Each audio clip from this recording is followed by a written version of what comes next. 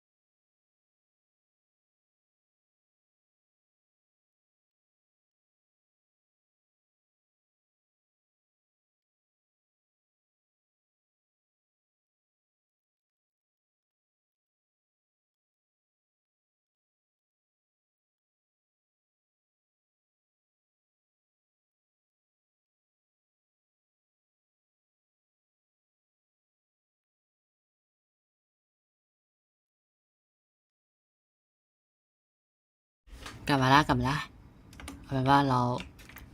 เรียบร้อยดีกว่าก็จะ50แล้วนะ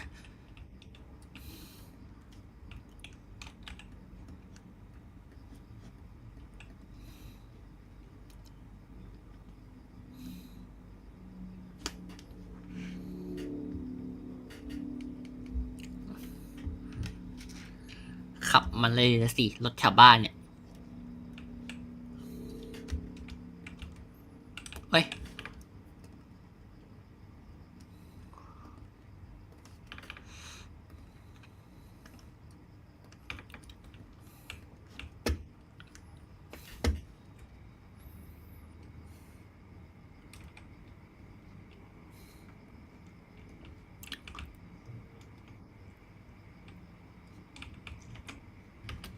อะสวัสดีค่ะคุณเซล่ารถโอ้ยกดไม่อะก็สบายดีค่ะ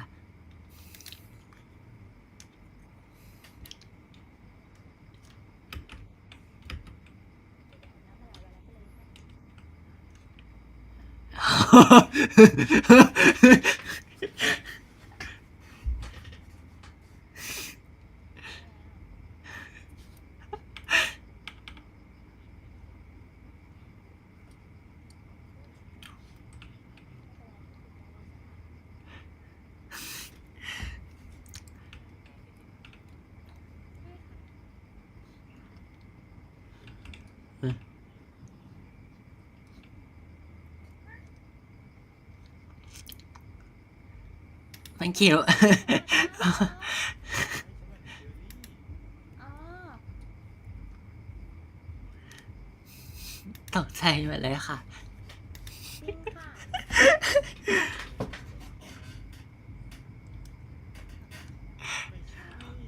แต่ได้ยินเหมือนกันใช่ไหมคะ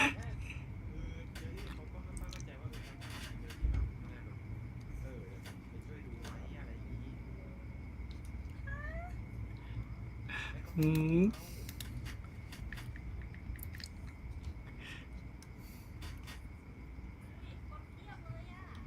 สวัสดีค่ะ แล้วอะไรน่ะ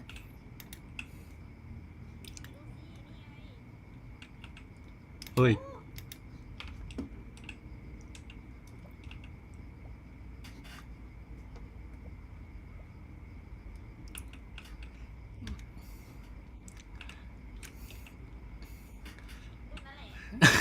มันจะกินนะคะ ลูลูเดียนหรือ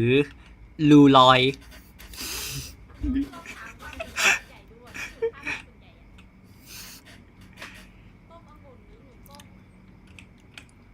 มีอีกคนหนึ่งได้นะ มีอีกคนหนึ่งได้นะคะสำหรับคุณองุ่นค่ะ คุณลอยไง อุ๊ย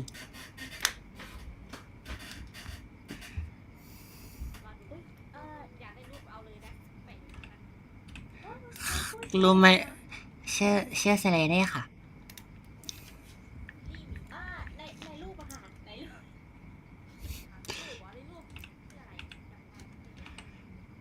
เอ่อ คนหัวส้มชื่อเรเดียนส่วนหัว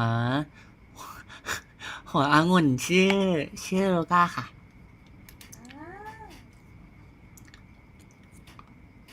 แย่แล้ว อยากรู้อะไรไหมคะ คุณโลก้าคุณเรเดียนแล้วก็คุณลอยเขาอยู่บ้านเดียวกันหมดเลยค่ะ จริงไหมคะ โอ้ยตามพี่ไปเลยค่ะ เฮ้ยอย่าพูดคำคิดเดียวกันสิคะมันน่ากลัว ขอโทษค่ะเสียงดังไปหน่อยใช่ค่ะอย่าลืมเอามือไปหน้าตรงนั้นขอบคุณที่แปะนะคะจะ อ่ะ ไปแปะไว้ใหญ่ๆเลยค่ะ หายไปแล้วค่ะ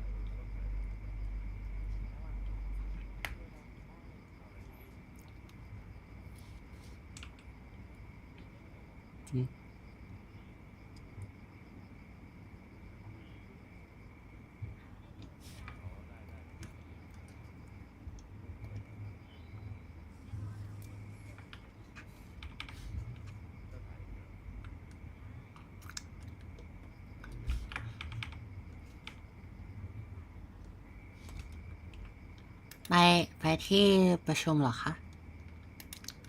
ได้ค่ะ ว่าอะไรนะเมื่อกี้อ่ะ ฮะ เมื่อกี้พูดว่าอะไรนะ อืม ไม่ได้ยินนะคะ เอ้าเอ้า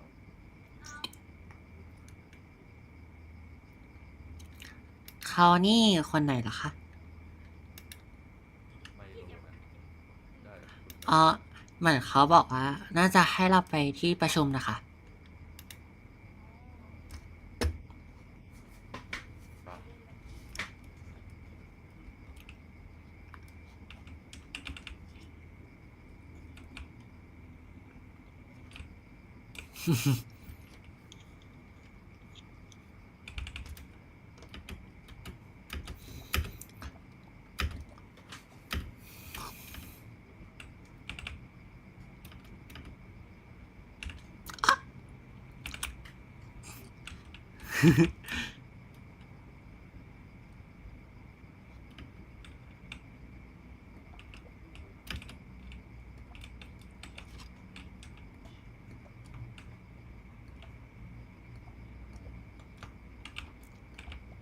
เอา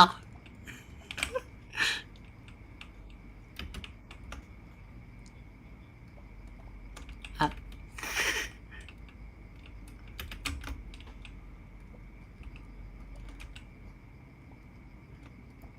เอาไม่บอก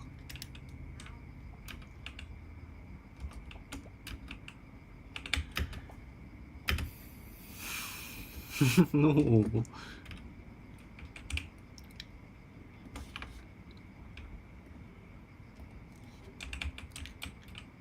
มีอะไรให้ดูนะคะ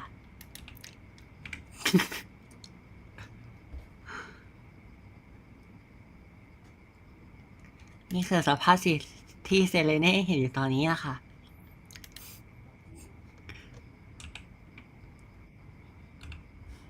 มีกระดาษหรือเปล่าคะอ่าคลิกขวาค่ะ แล้วก็คลิกขวาแล้วก็คลิกกลางเพื่อถ่ายค่ะ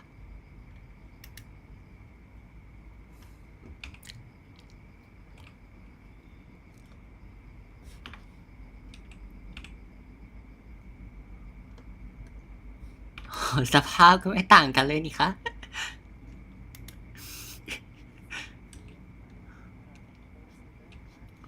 โอ้ย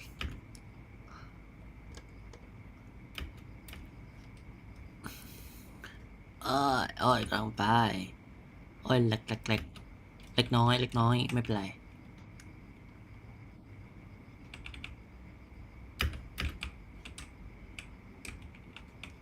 เพราะ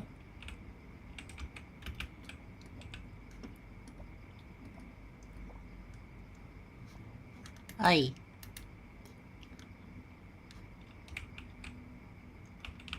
ไม่ใช่ว่านั่งตรงนี้เหรอ เอ้ย ไม่ใช่ว่า ตรงนี้แหละตรงนี้ไม่ใช่เหรอ ตรงนี้แหละ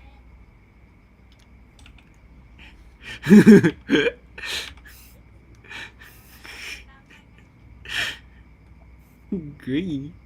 ล้อตัดขาดกัน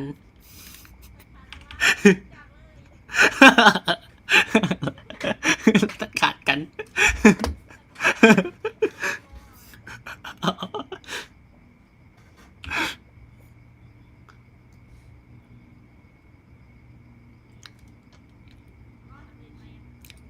สำเร็จ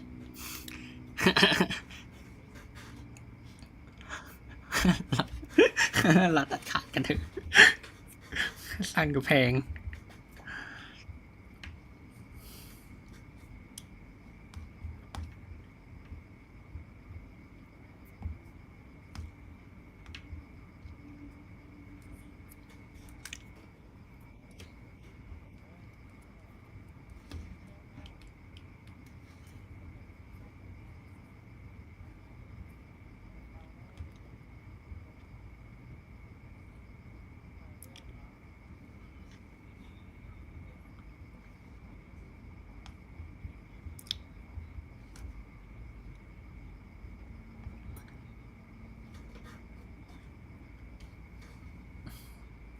คนนั้น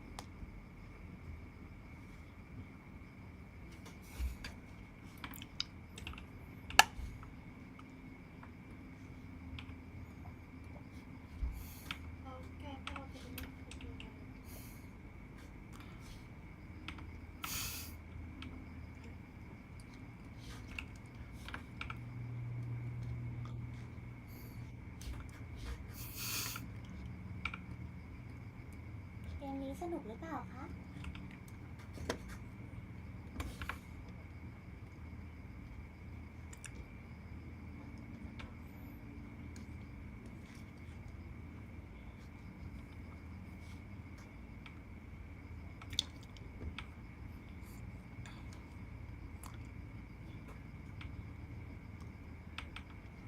เฮ้ย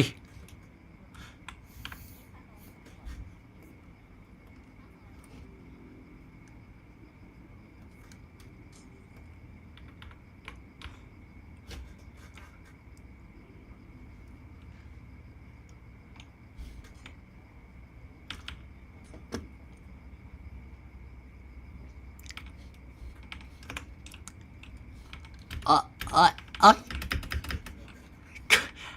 ไม่รู้ค่ะ เมื่อกี้ติดอยู่ไปในด้านล่างเลยค่ะ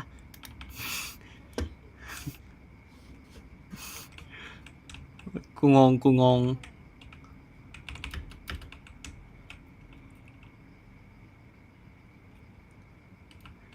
โยคะลอง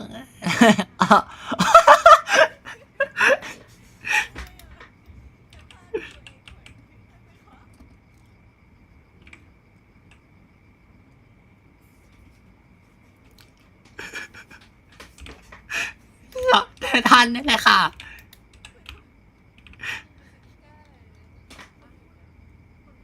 ยัง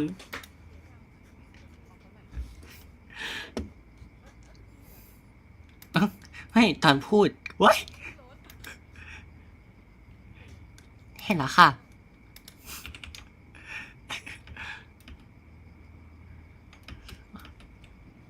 เฮ้ย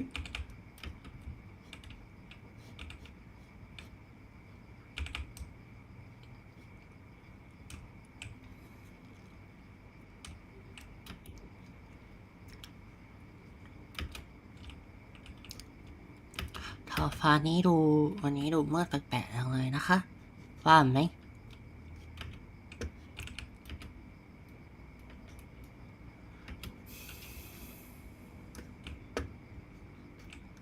อันนี้สวยอย่างเช่นเคยเลยนะคะ คุณเยสิน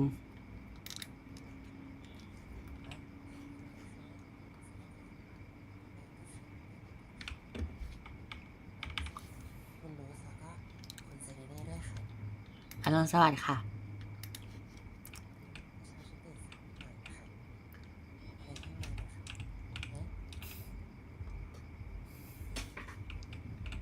เกย์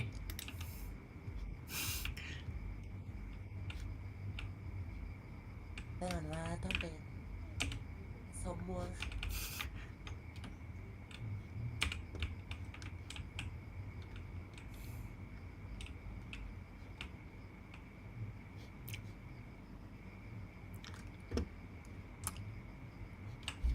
อืม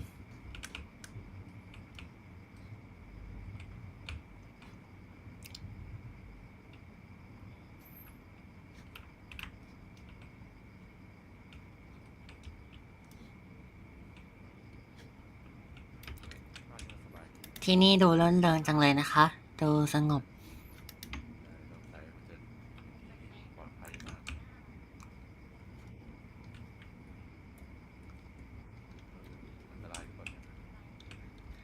อ่ะ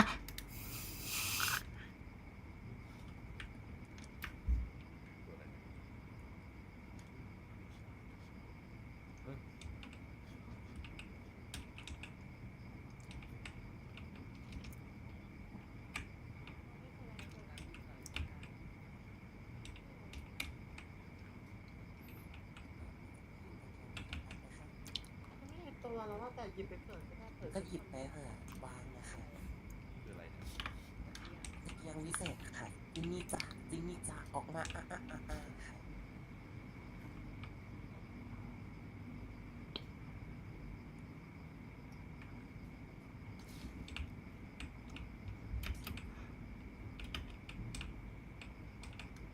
อยากได้เหมือนกันค่ะ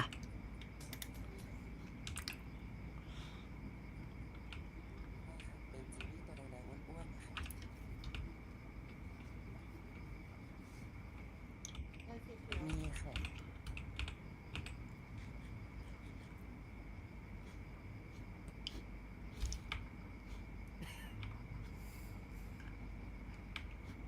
เข้าไปถึงอะไรเหรอ ไม่มั่นใจเลยนะคะ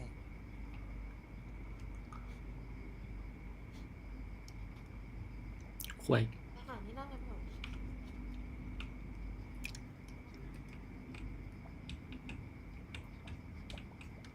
ของก๊อฟของก๊อฟค่ะหึ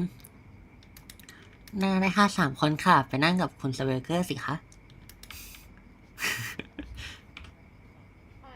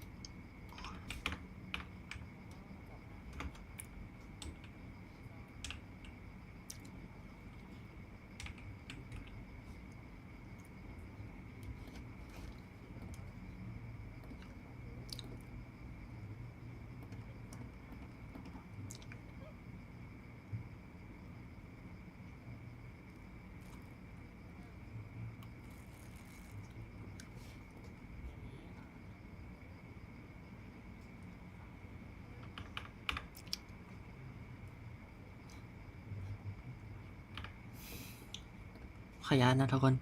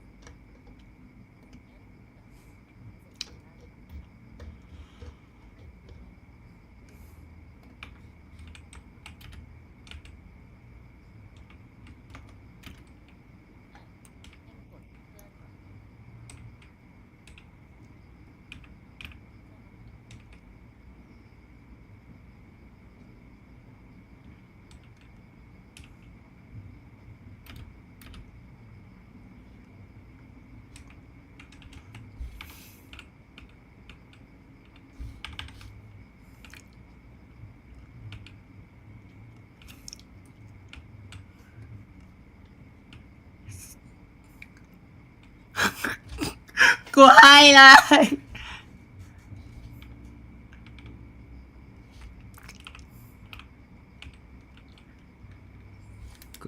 กูอะไรอายุ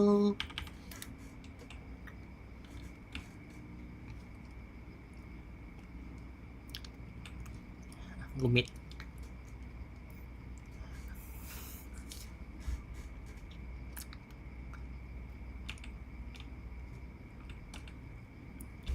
ว่าไง คนหาหรือคนซ่อนคะ ได้อะไรนะ คน ได้ได้ดี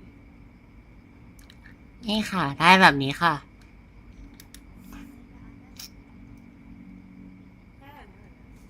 ได้แบบนี้เหมือนกัน ได้แบบนี้เหมือนกันค่ะ ได้เหมือนกันเลยค่ะ เรารู้ยังเป็นอะไรรู้ มันก็ดิฉันเป็น ว่า มันเขียนว่าทรงโตแล้วค่ะ เขียนว่าตาทั่วค่ะ ดิฉันเขียนว่า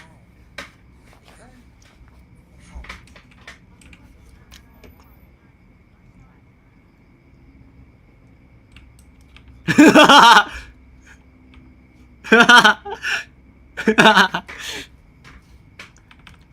ใช่ค่ะ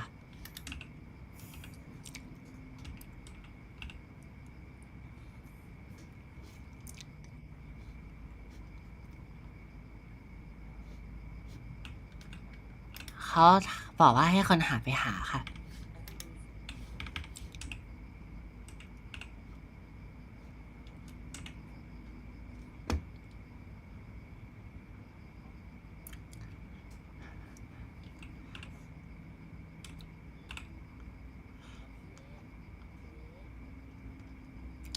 แล้วมันคือเข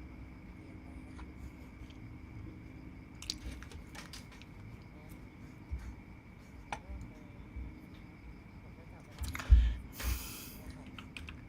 ไว้เจอกันนะคะ ไว้ เจอกันค่ะคุณ ไว้เจอกันนะคะ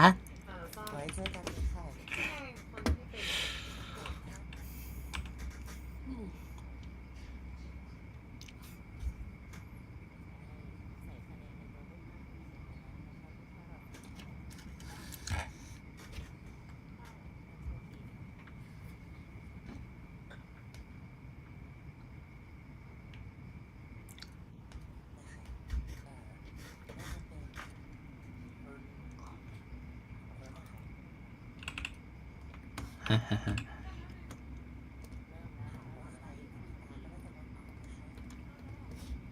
อันนี้ก็ต้องไปแล้วเหรอหรืออันนี้เริ่มแล้วเหรอ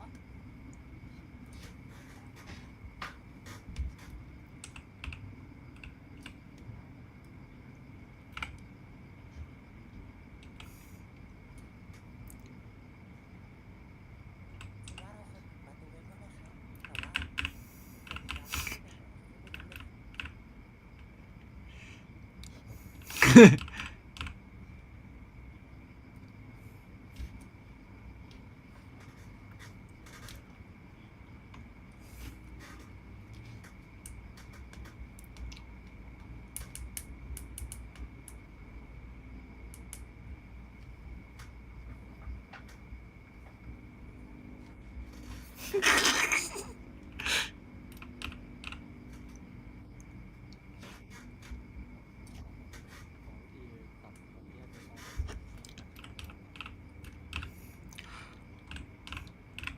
ทำให้ลำค่ะแล้วก็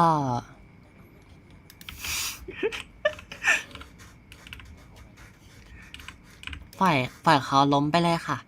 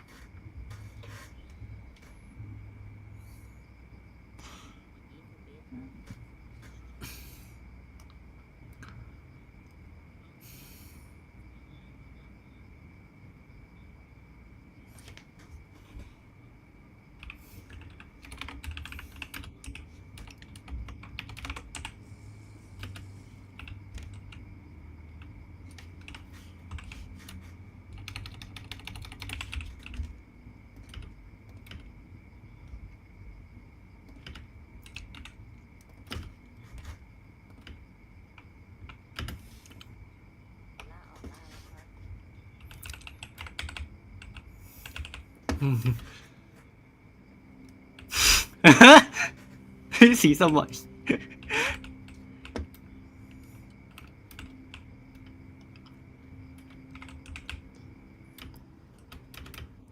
เฮ้ยมืดมาก กูหาไม่เจอเลยอะ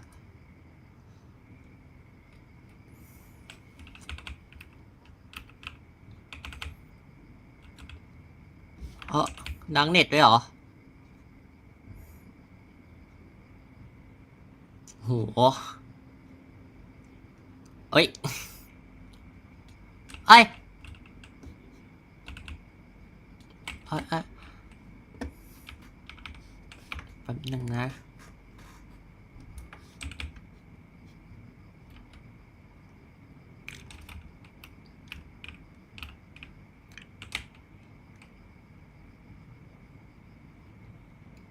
อยู่ไหนกันอยู่ไหนกัน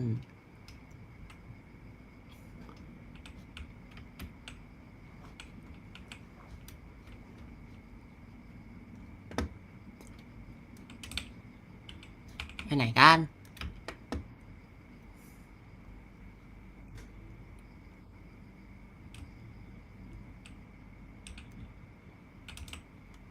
มีใครอยู่ตรงนี้หรือเปล่าคะ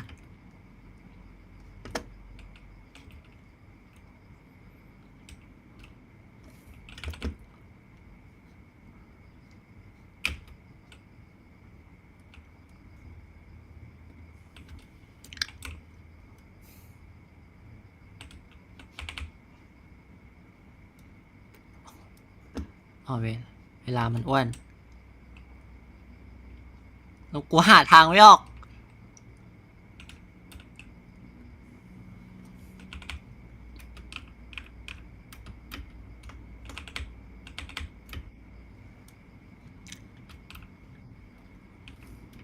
ระวังจมน้ำนะคะกำลังไปหานะ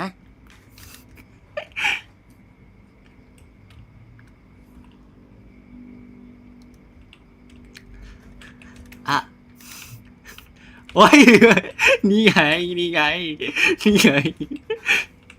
จมเลยค่ะ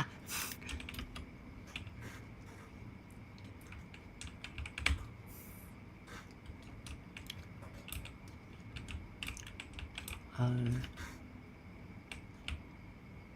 ไอ้ไงคะไม่ เดี๋ยวเขาน่าจะอันนั้นเองนะคะ เดี๋ยวเขาน่าจะอันนั้นเองแหละเฮ้ยอีหนุ่มไอ้หนุ่มไอ้หนุ่มไปไหนไอ้หนุ่มไปไหนไอ้หนุ่มเฮ้ย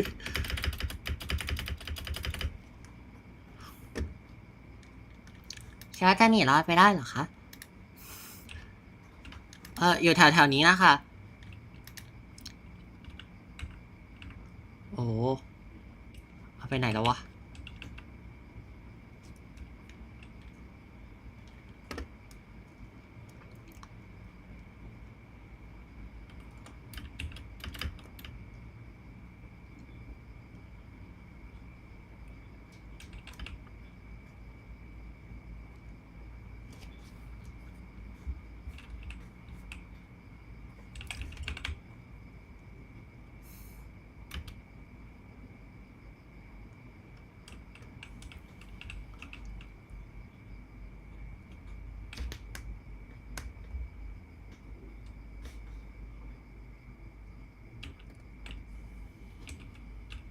ไอ้ย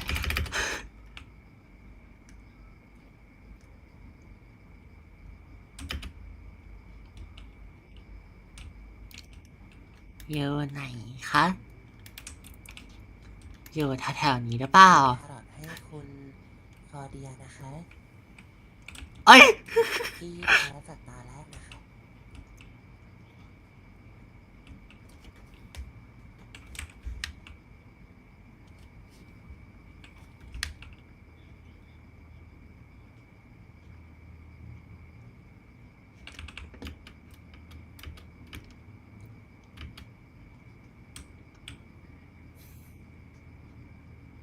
เอ้ย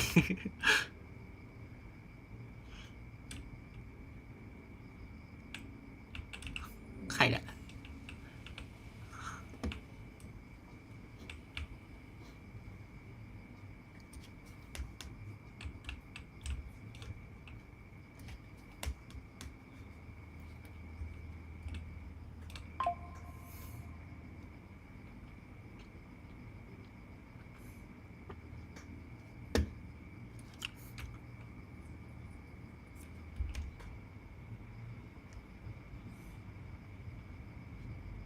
เอ้า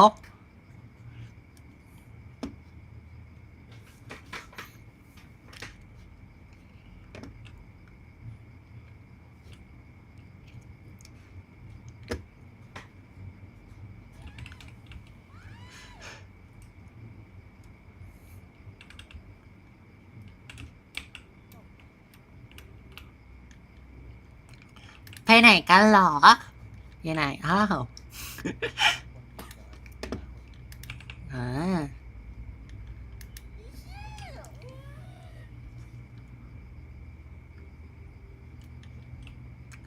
เฮ้ย มีใครอยู่ในบ้านหรือเปล่าคะกำลังเข้าไปแล้วนะสวัสดีจ้าอาจจะยัง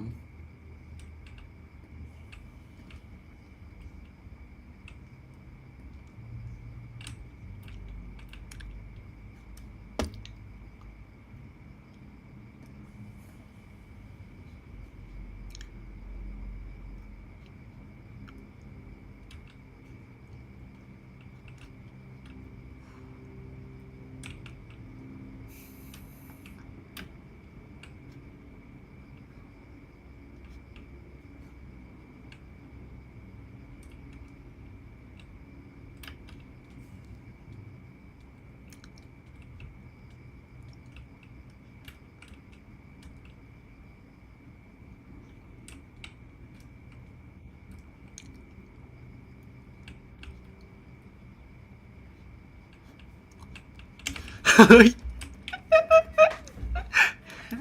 ไม่วิ่งไม่ได้ละค่ะ หนีให้ได้นะ หนีให้ได้นะ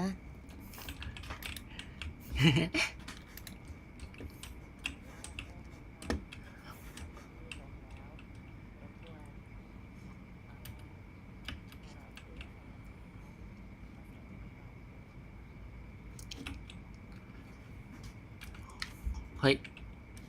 เฮ้ย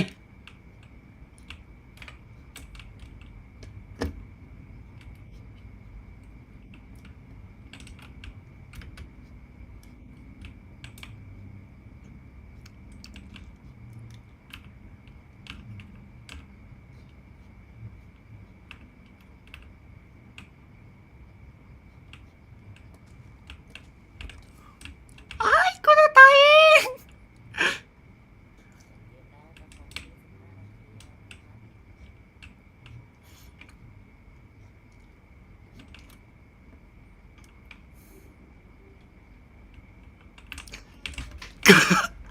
อ้าย เวลาหมดแล้วใช่เหรอ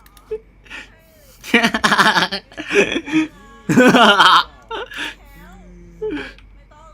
กูอุ้มไป เฮ้ย แบบนี้แหละเวลาหมดแล้วพาทุกคนนะเฮ้ยไม่ต้องชุบมันชุบมัน ลุกอีกได้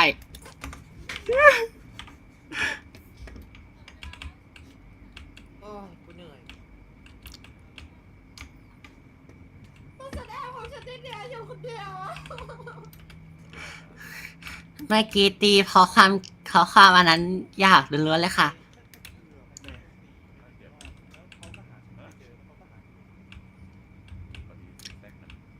ฉลอดฉัน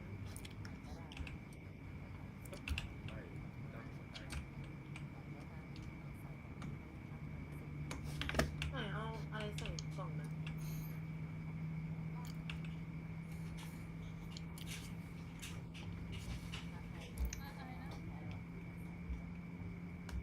เออ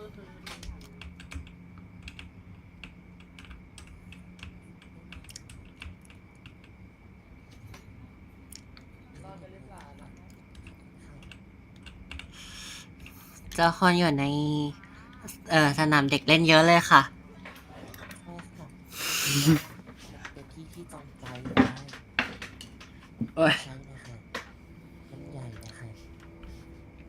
แต่สุดท้ายมันก็ไม่เนียนหรอกนะคะ จริง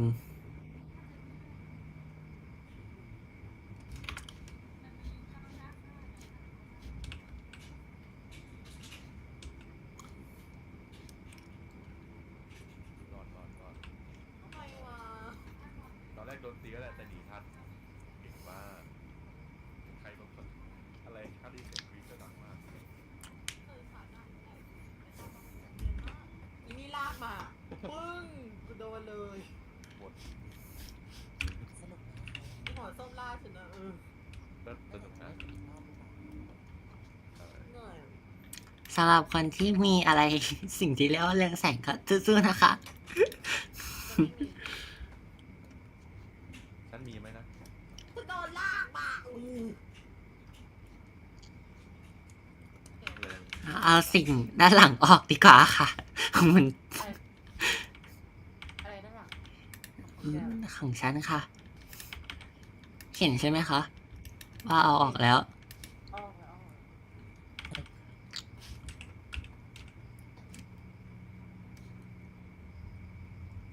ถ้าจะไม่เล่นเลยค่ะ ถ้าเกิดอะไรขึ้นนะคะ ดิฉันอยู่กับคุณออมเด็กนะคะแต่ว่าพวกฉันทั้งสองคน ไม่ได้มีดาร์กเดสนะฮะแล้วก็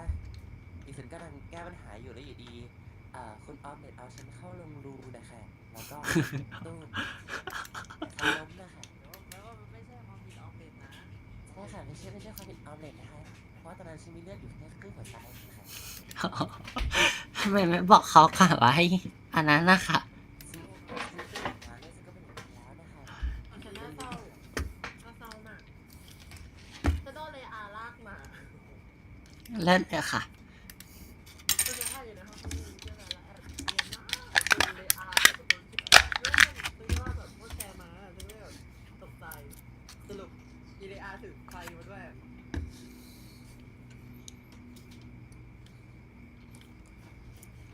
ยังไม่ได้กดเลยค่ะ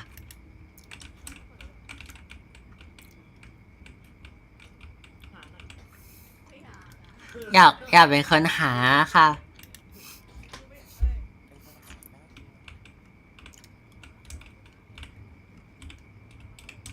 อ่าอืม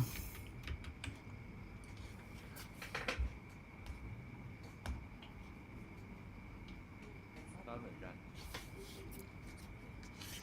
อันนี้คุณแอบดีๆละ คุณ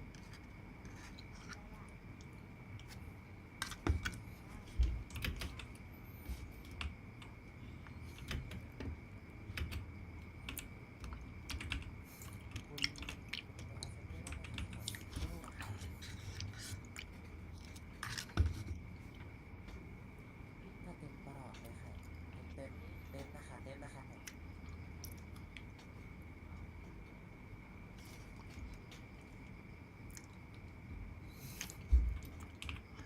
ทำไมมีแต่ชาย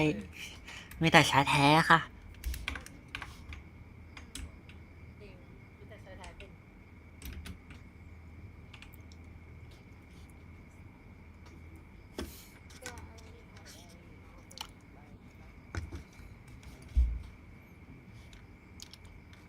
ทำไมคนเลอาถึงอยู่ในดินอย่างนั้นนะคะ เฮ้ยจริงเหรอจริงเหรอ เห็นเลอาอยู่ในดินนะคะ ใบได้ค่ะใบหรือเปล่าครับ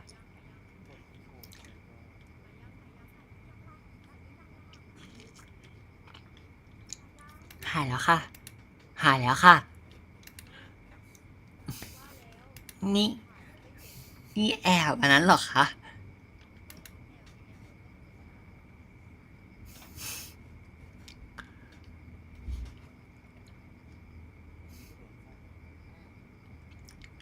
คือมันอาจจะยังนะคะ มันมองไม่เห็นจริง ๆ นะคะสำหรับบางคนน่ะ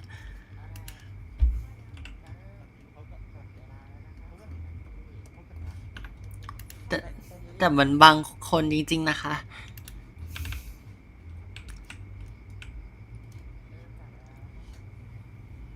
โอ้โห โอ้ โอ้กู my god อันนี้อาจจะยัง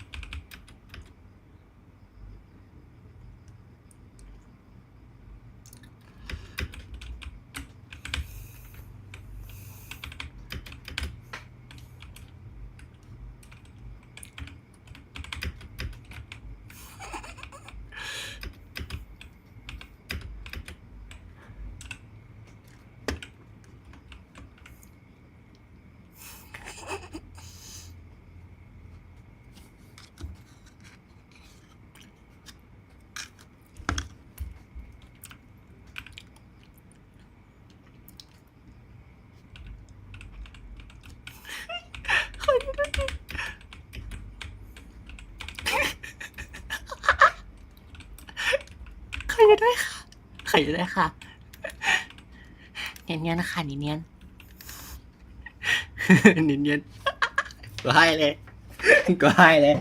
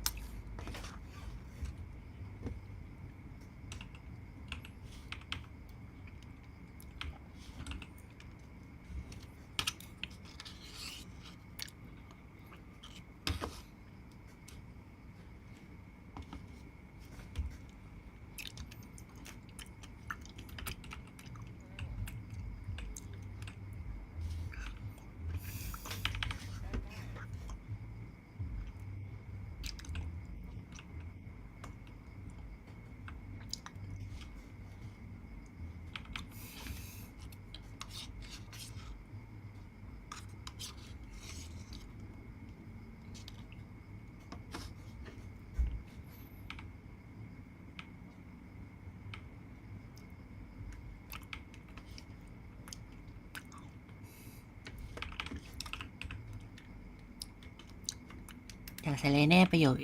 อีกที่ห่างไกลกว่านี้นิดนึงดีกว่าค่ะ จะได้ไม่โดนเจอพร้อมกัน2 คน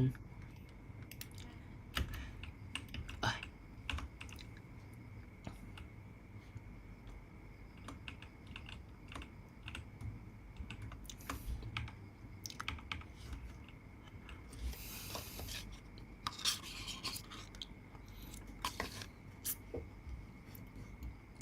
กูให้เลยอ่ะเฮ้ย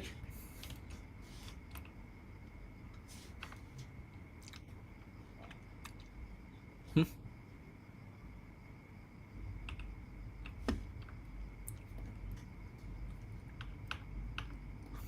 เราไม่ค่อยใช้ชิดเดินนี่วะเอากลับไปใช้คอมเมนทารี่ก็ได้นะ มันอ้วนเกินอ่ะ โอ้โห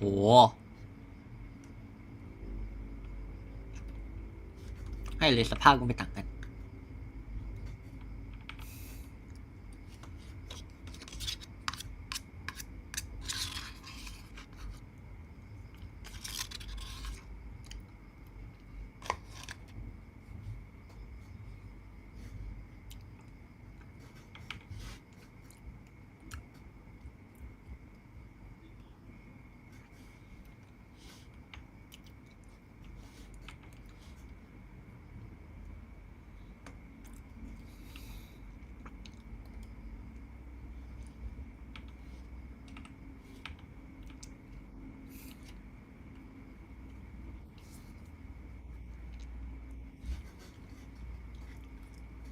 กูให้เลยอ่ะ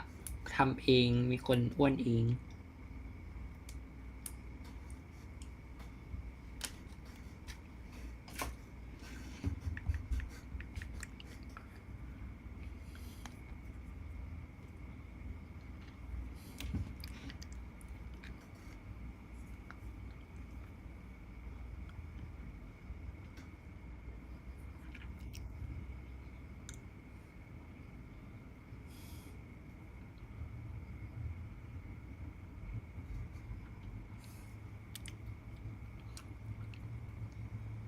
สะท้อนกว่า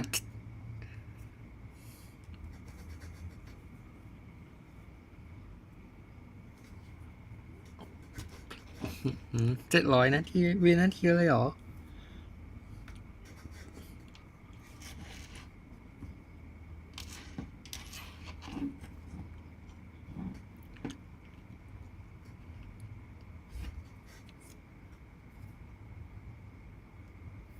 ถ้าใครโดนเจอก็แบบมันก็จะอันนั้นไงมันก็จะไม่ออม แต่ แครอททองเลยนะ แครอททองเลยนะ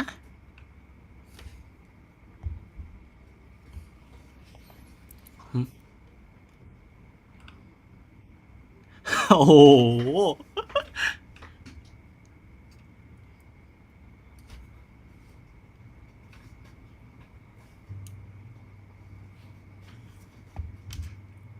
เลิศ run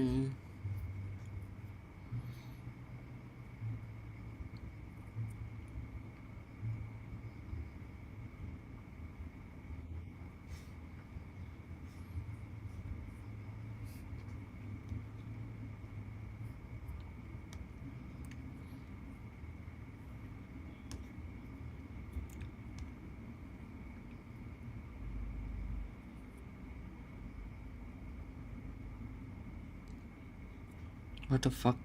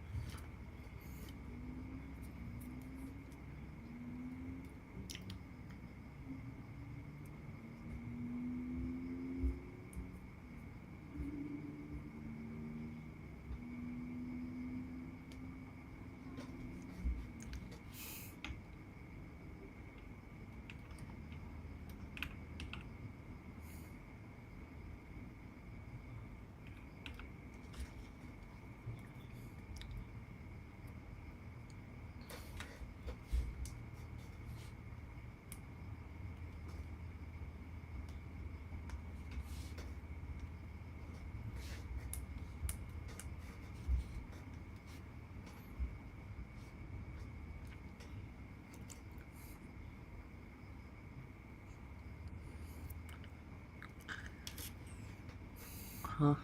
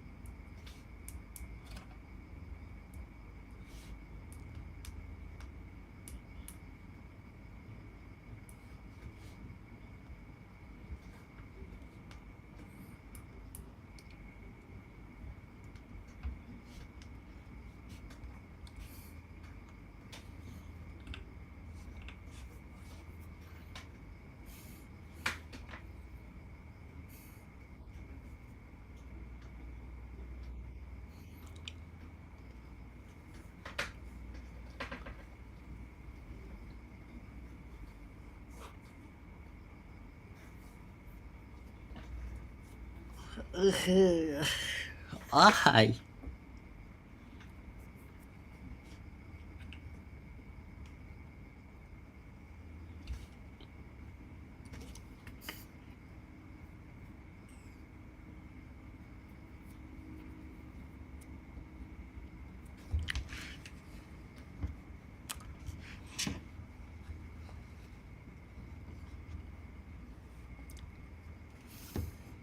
อะไร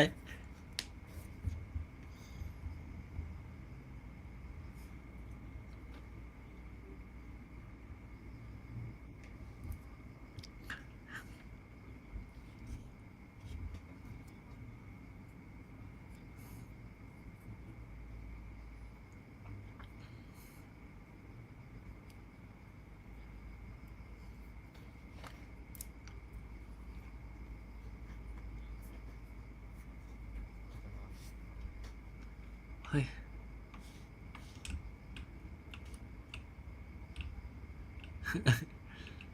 กูให้เลยอะกูกับสีนางพุรดาเนี่ย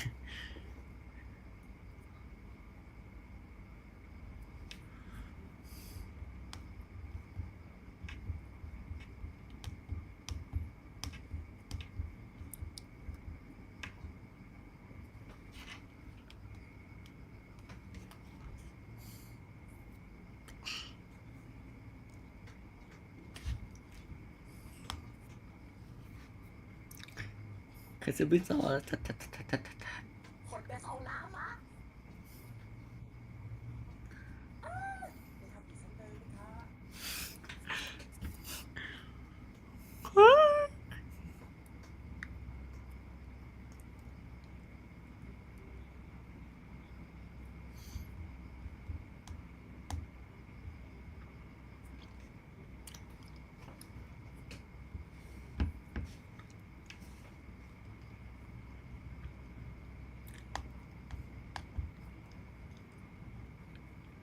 ใช่ไม่ได้ค่ะ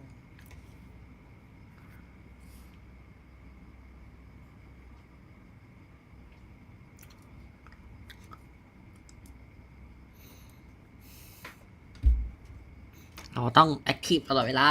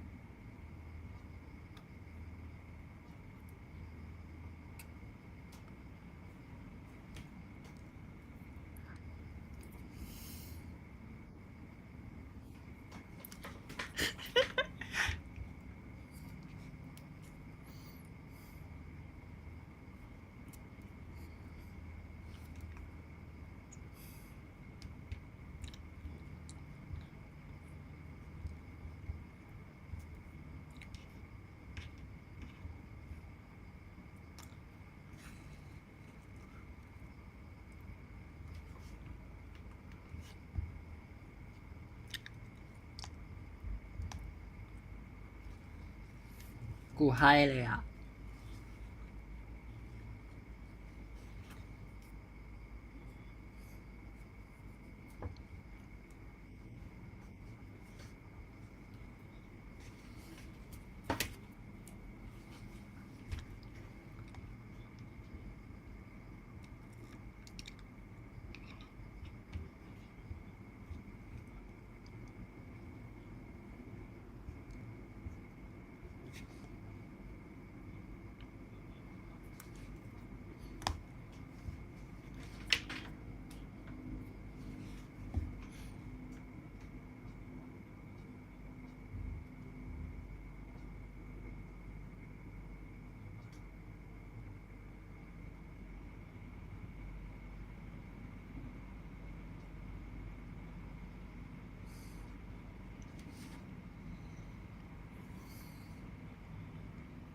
เฮ้ยทำไมมันนานจัง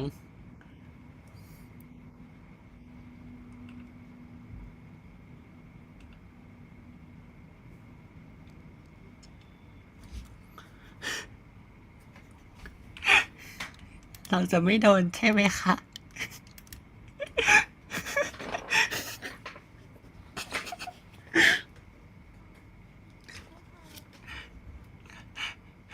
ชิคกี้พายเหรอคะ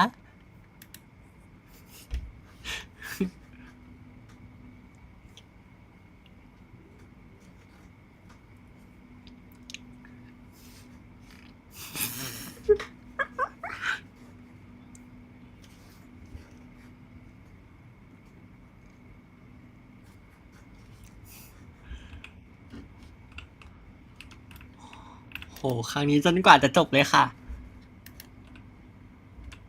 อันนี้คือ สว่างจนจบเลยค่ะ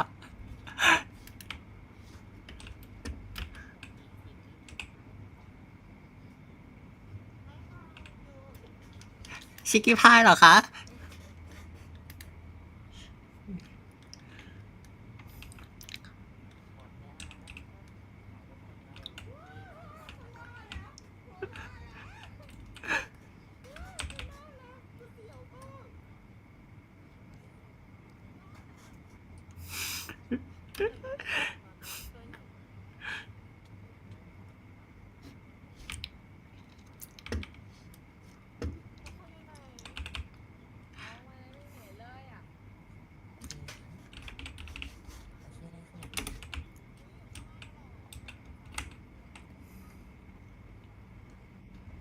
รอดนะอยู่ตรงไหนรอดกันหรือเปล่าก็ได้ผมว่ารอดแล้ววันนี้ รอดกันหรือเปล่าคะ พอดีฉันน่าจะแอบไว้สูงเกินนะคะ ก็เลยรอด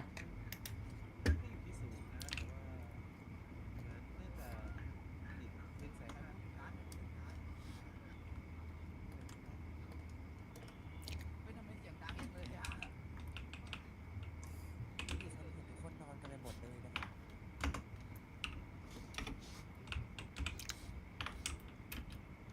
ไม่ได้ให้นะฮะ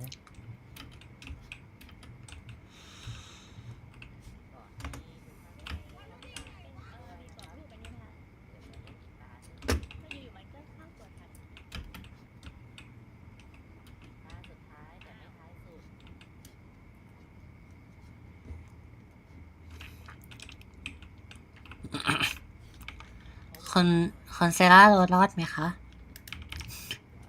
ฉันเอาไว้เปิดรอบเฉย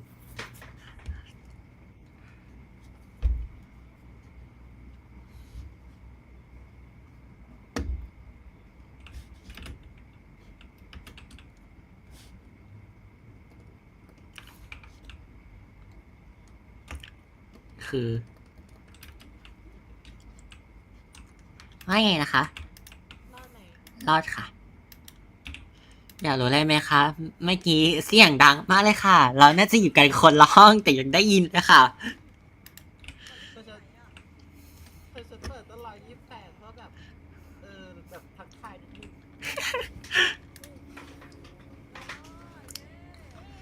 รอดไหมคะ แต่รู้ป่ะมันน่ากลัวตรงไหนตรงที่ลูก้ามาเจอฉันแล้วมันก็แบบหนีไปใช่ปะแล้วมันมีช่วงหนึ่งมืดๆเลยอ่ะกลัวเห็นด้านหลังลูก้าอยู่ด้านหลังกูมือความมืดมันน่ากลัวมาก ก็คงปกติแล้วค่ะ ก็แทบเสียวจะหลังเลย ต้องไปกดแล้วค่ะ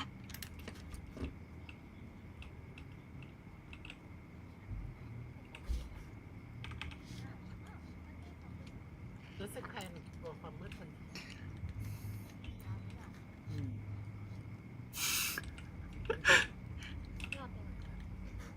กลัวเลยอ่ะเมื่อกี้กลัวเลยอ่ะ เอ้าเป็นแสงแม่งเลยอ้าว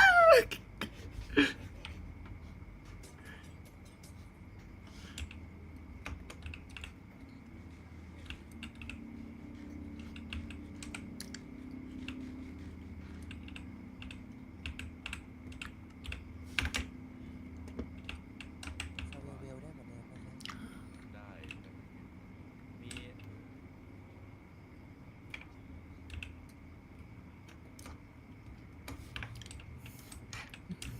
ไม่ไหวแล้วค่ะ เต็มตัวไปหมดแล้วค่ะ แต่ว่าโอ้ยเจ็บจังเลยค่ะโอ้ยเจ็บจังเลยค่ะอยากได้รีเลือดจังเลยนะคะเนี่ย เจ็บจังเลยค่ะ อยากได้รีเลือดค่ะ ได้กระดาษหรือเปล่าคะไปที่ของฉันหรือเปล่าคะ ได้ซ่อนค่ะ เราไปซ่อนที่เดิมกันไหมคะ ได้ค่ะคงไม่มีใครรู้หรอกค่ะ ไหนนะคะ คงไม่มีใครรู้ ที่ไหนเหรอ ไปไหมล่ะคะ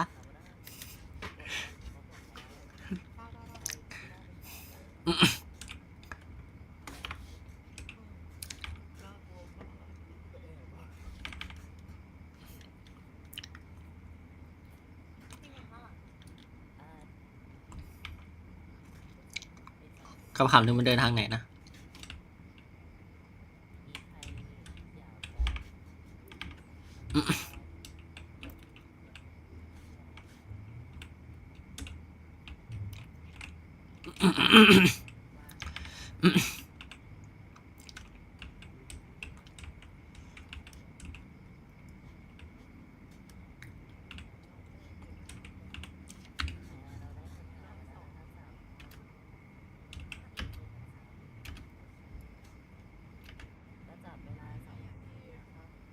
มันเปิดไอ้นี่มันเปิดอะไรนะ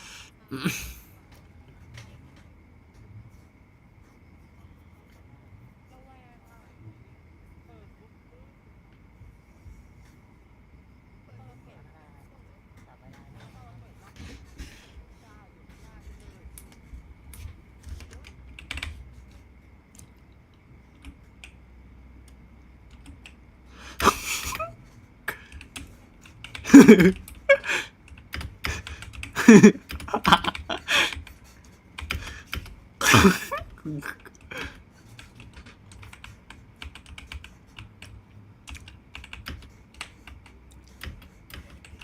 อันนี้คือก๊อปนี่นะ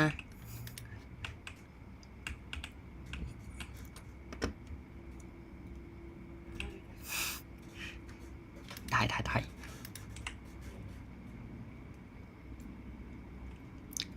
ไม่โดน ครั้งก่อนก็ไม่โดน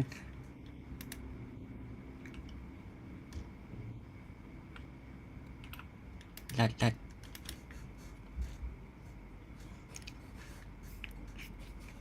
ที่ฉันขออนุญาต แต่ฉันขออนุญาตอันนั้นก่อนนะคะ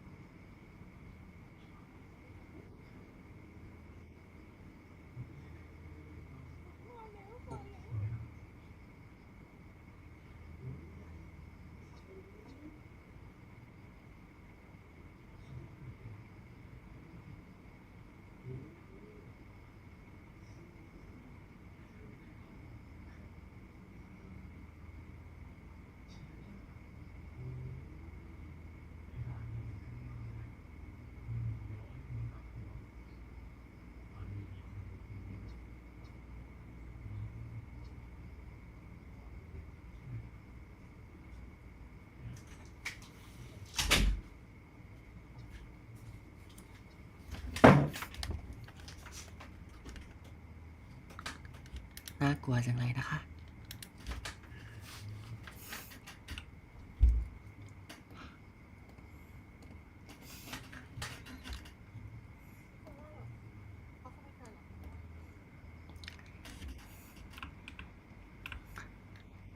ครั้งก่อนตอนกลางแสงก็เห็นคนอยู่ด้านล่างค่ะ แต่เขาไม่รู้วิธีขึ้นมาค่ะ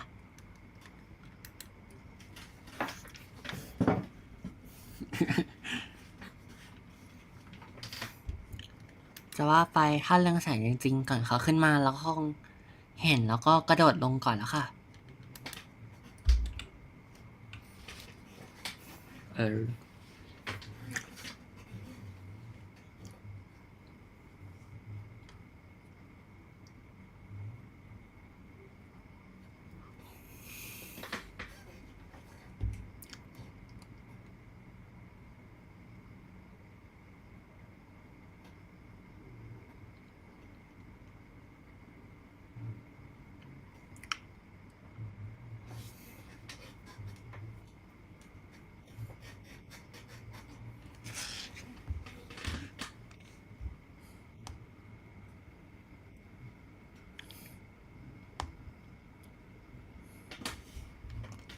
อุ้ย โอ้โหไม่ทอด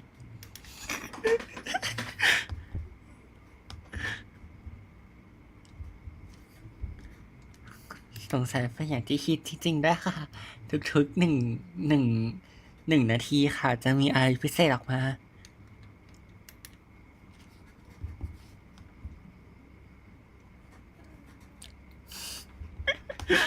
ก็ให้เลย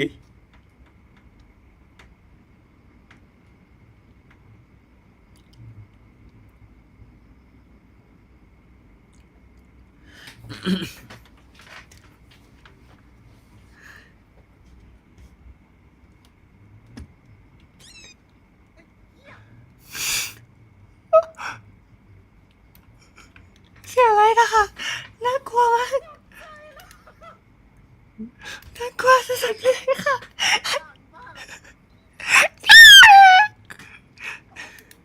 ไม่ใช่ค่ะ ไม่เคยทำเสียงแบบนี้ค่ะ เลยทำตาม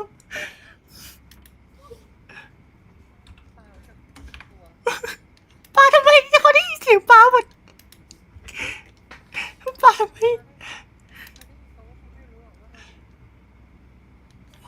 กูเหรอ ใครกันนะ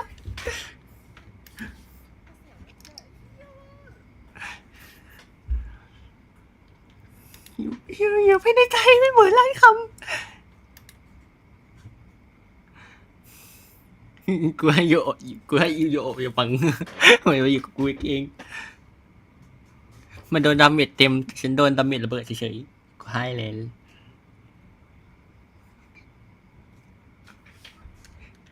ใครค่ะใครค่ะไกลไกลไกลไม่เป็นไรค่ะไกลไกลไกลไกลเลยค่ะ น่าจะอยู่อีกห้องหนึ่งกัน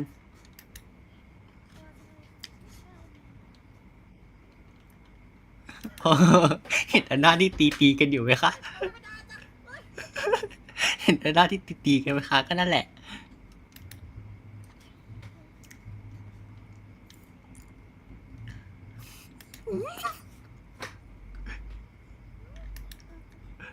That's me is that me is that me บน โอ้ยโอ้ย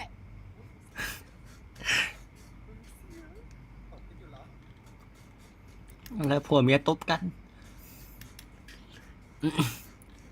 ดีจังเลยนะคะยังโสดยังซิง โอ้ยเดี๋ยวหนู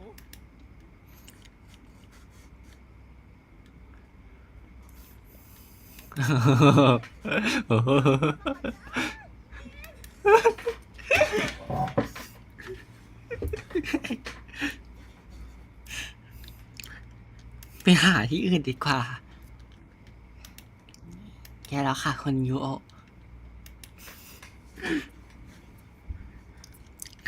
วงแตกก็ตอนนี้ละค่ะ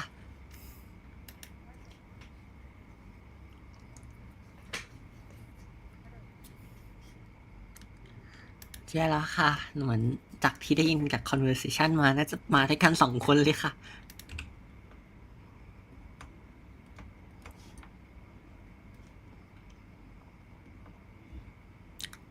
ของจะเต็มแล้วค่ะ ไม่ได้ใช้เลย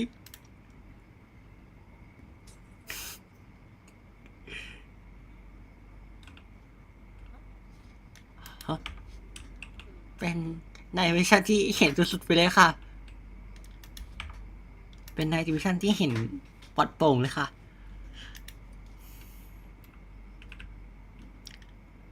เดี๋ยวนะคะ เมื่อกี้ฉันเพิ่มปรับ128ค่ะ รู้ยังทำไมมันจะเจอ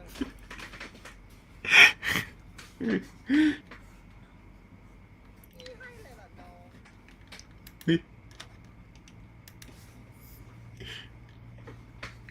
เมื่อกี้เหมือนได้ยินเสียงคุณ ได้เดี๋ยวฉันจะลงไปแล้วฉันก็จะลงไปลอกให้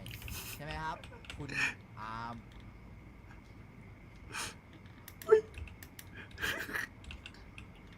ใช่ใช่ใช่ใช่ใช่ใช่ ไอ้สเวลเกอร์สเวลเกอร์สเวลเกอร์สเวลเกอร์สเวลเกอร์ทุกทีสเวลเกอร์สเวลเกอร์ว้าว หายไปตั้งนาน กลัวกลัวไม่เอาวินเราแอบดีนะใช่ไหมมันกลัวแพนิค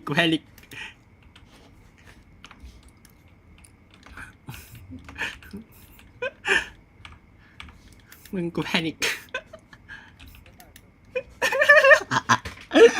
อะไรกูเปิดสองกูตอนนี้กูเอาออฟคาแรคเตอร์เรียบร้อย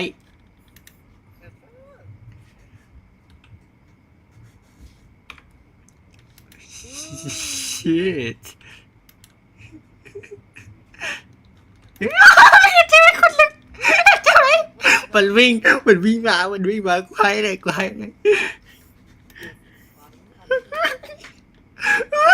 โอ๊ยมึงกูกลัว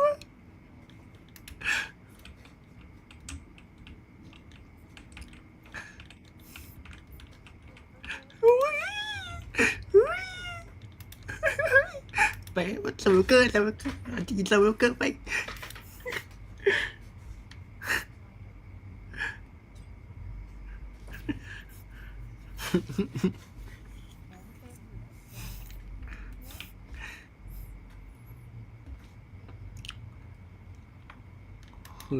เฮ้ย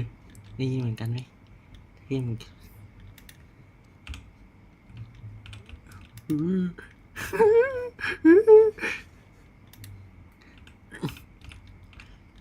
พี่ไล่พวกหนูไม่ได้พี่ก็ไปเอาคนอื่น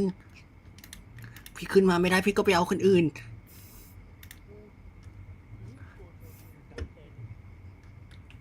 อุ้ยมึงปามึงปาเลย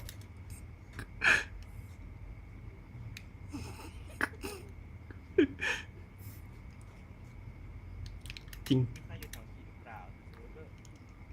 เออ อย่าอีสัตว์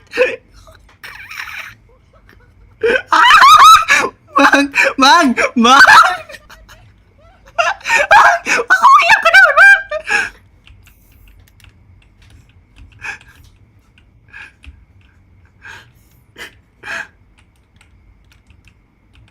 มึงเขาพยายามกระโดดมา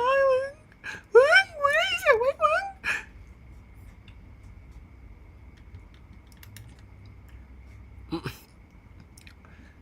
มึงกูใจไม่ดีแล้วกูใจไม่ดีมึง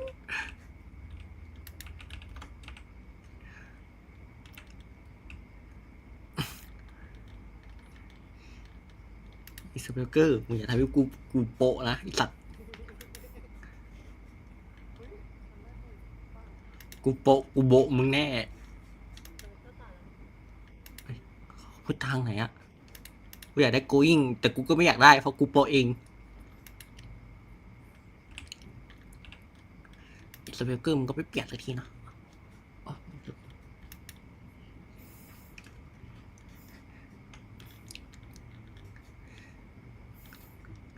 ฉันอยากรู้ว่าคนเซ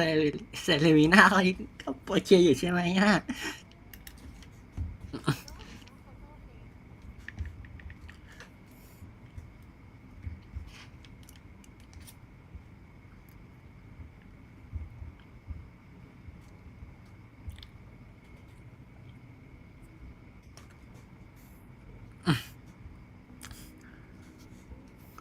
มันอยู่แล้ว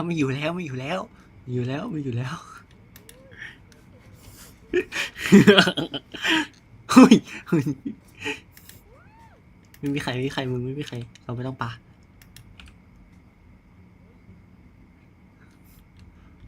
โอ้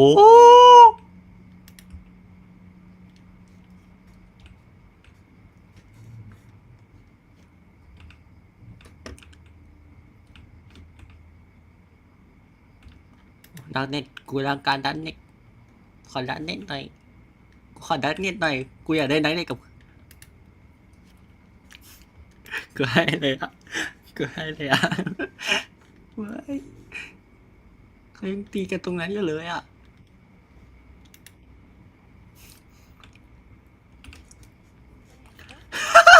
หูฝากเอาฝากอีสัตว์ดอก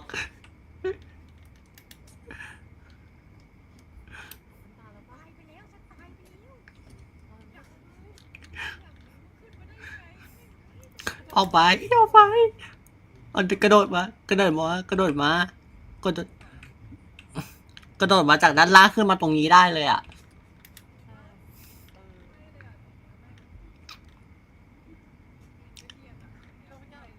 มีคนเห็นปะ ทำเองทำเอฟเฟกต์แล้วก็เคลียร์ก็ครับมึงพูดนั่นแหละมึงออกไปด้วยมึงออกไปเดี๋ยวมันสว่างตรงกูเนี่ย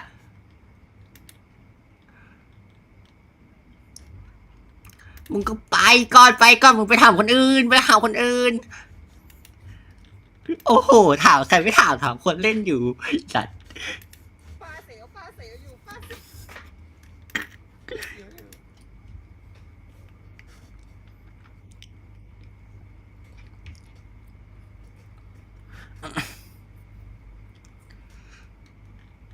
เจอกูมหันตภัยร้อยอย่าง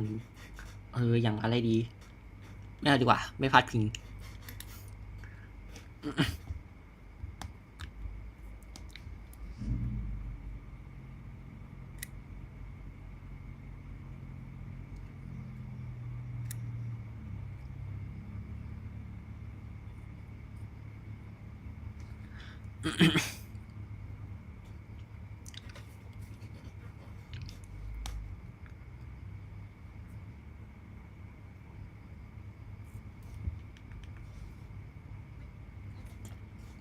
จะหมดเวลาแล้ว ดี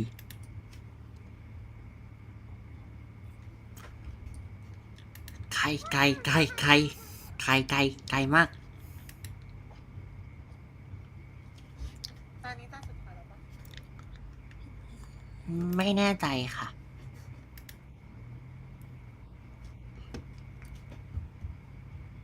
แค่สองตอนนี้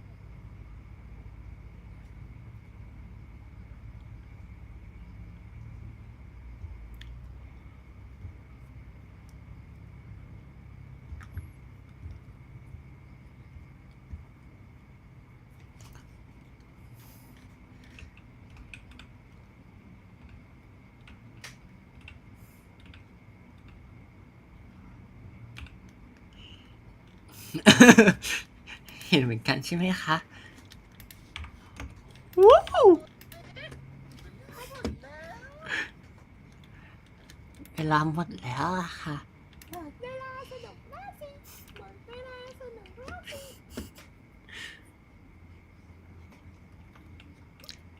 ต้องไปเลยไหมอ่ะ ยังนั่งอยู่นะคะ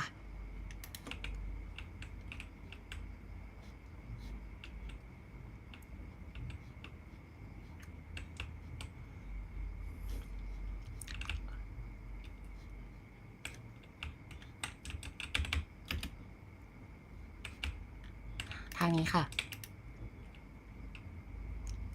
อ้าว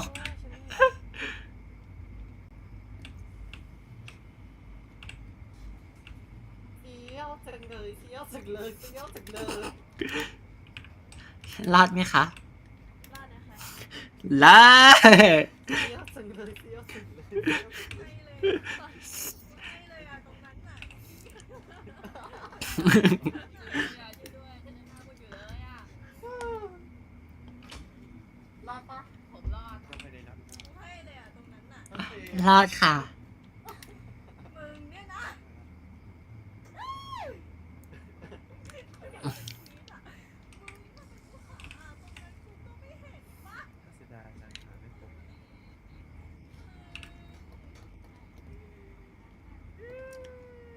เรามันเลิศไง ดูใหญ่ดี พอน้องไม่ตามพี่มา ผมก็รอดผมไม่ได้จุกเลย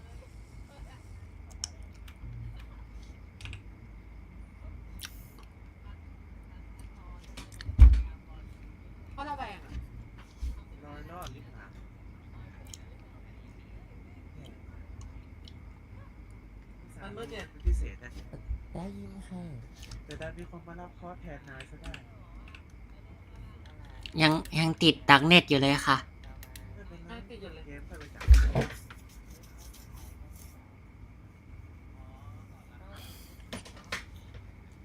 ไม่จบจริงเหรอ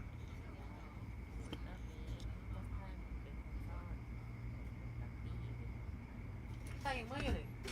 ครับเอฟเฟกต์ เอ้ยคุณครับพี่นี่หาเหรอคะ โอ้ โห โอ้โห โอ้โหอะตอนนี้เลยเหรอบ้าไปแล้วกูยังไม่ทำอะไรเฮ้ย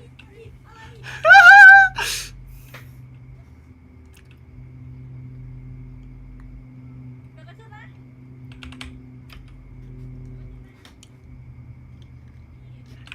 ไม่รู้ ไม่รู้นะ เกิดอะไรขึ้นอะไรปิดประตู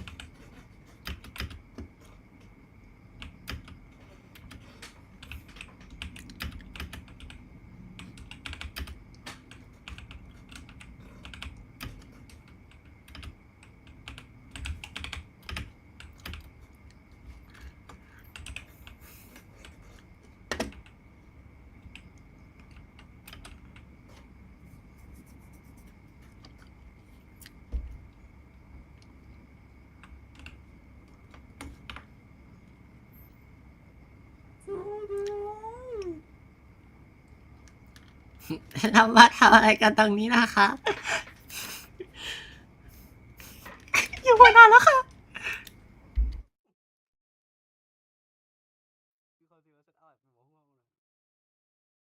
ทำไมตรงนี้มีแต่คนตัวใหญ่กันจังเลย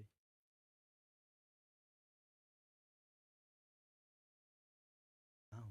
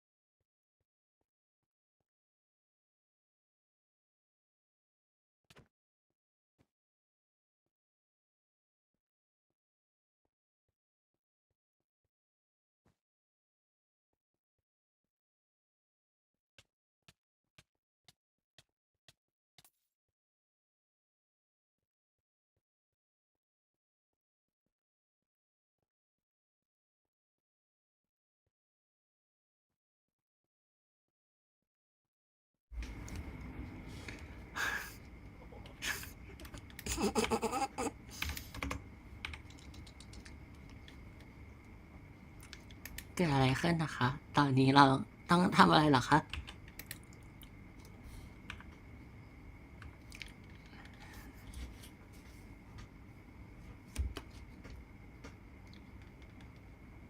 ไม่แน่ใจค่ะอย่าป่วนกันเลยอ้า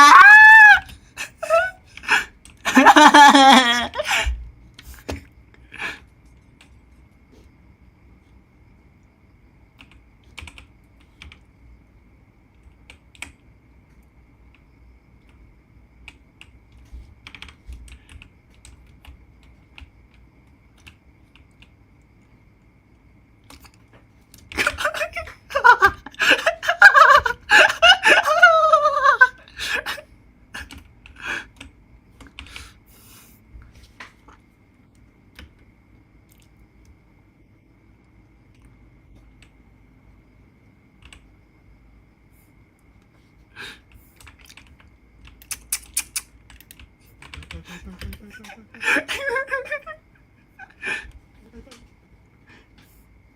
วเล็กก็วิ่งช้าจริงเลย น่ากลัวจังเลยนะคะ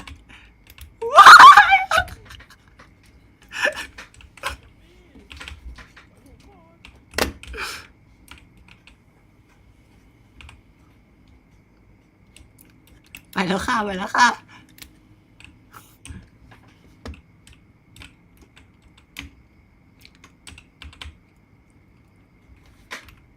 น่ากลัวจังเลยนะอ๊ะ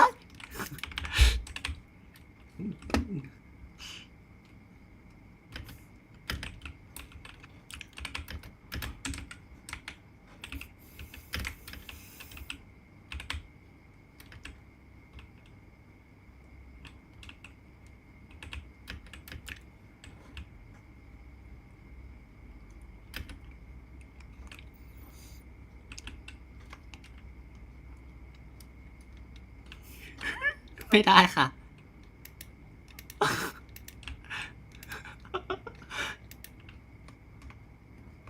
มีกระทะที่เคยใช้เหรอนะคะ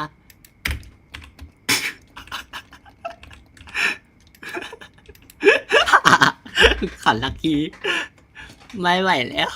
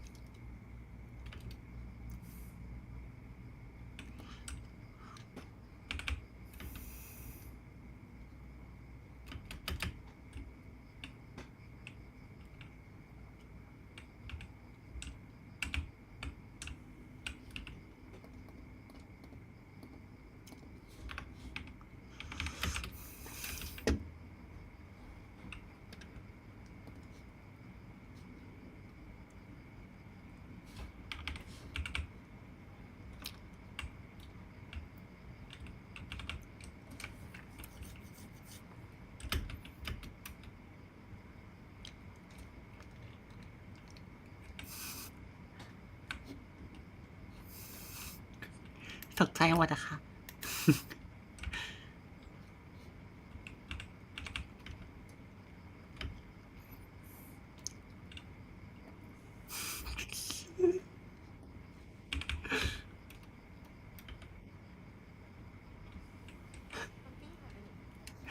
นั่นดิ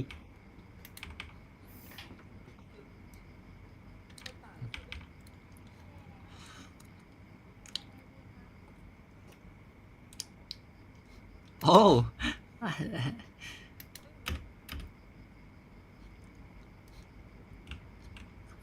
ไม่แน่ใจค่ะ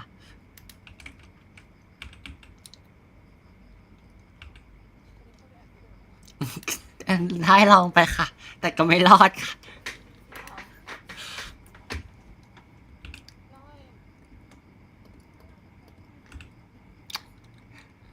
เราสู้กลับเลยไหมคะ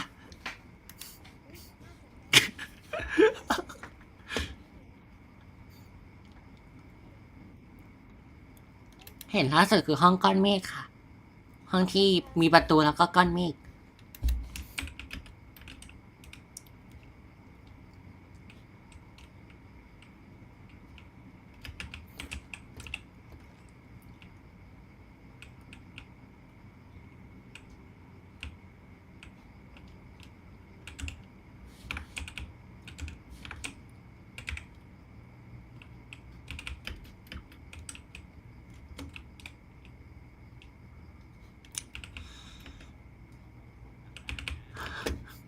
ไ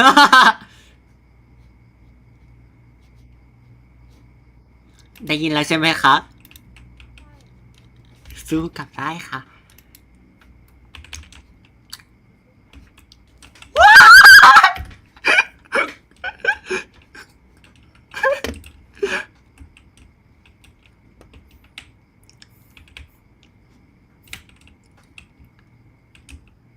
Another person symbol someone had a kind of party choir.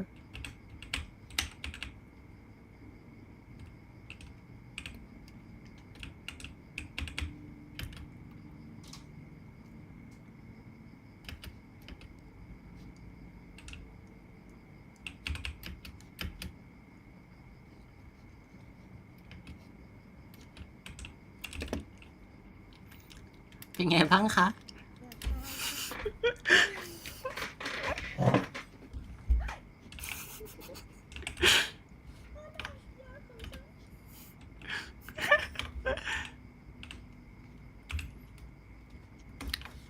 โอเค โอเคไหมคะ กินแล้ววิ่งไว กินได้เหรอคะ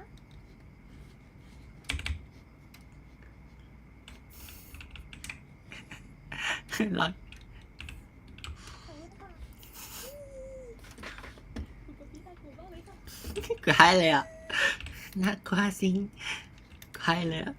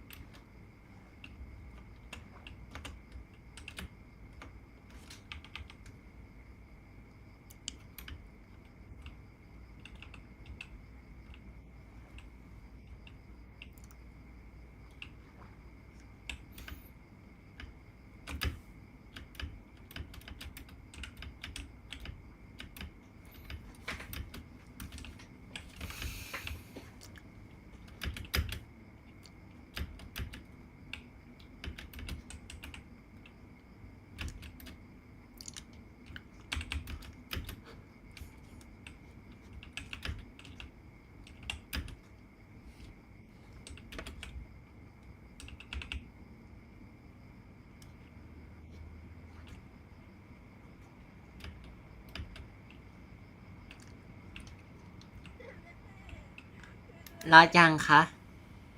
รอดแล้วยังรอดอยู่ยังรอดอย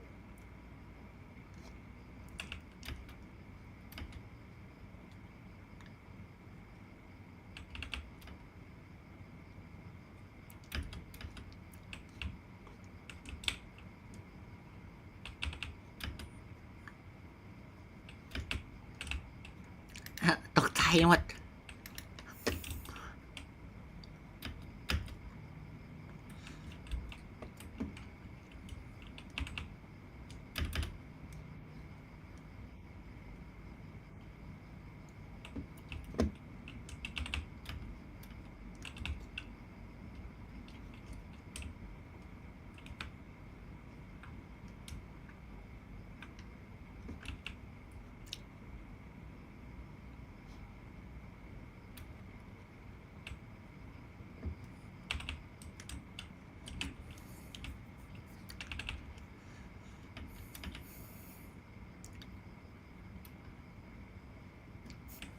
อยู่ด้วยค่ะ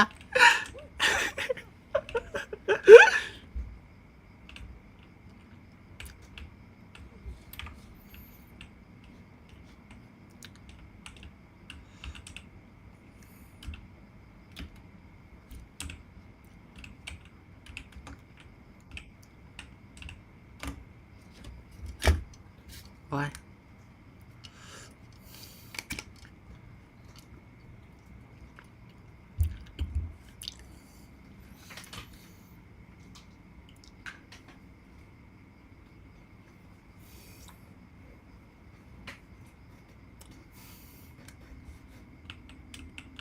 หัวโขกครับ ใคร ไม่โพดไม่โพดเหรอคะ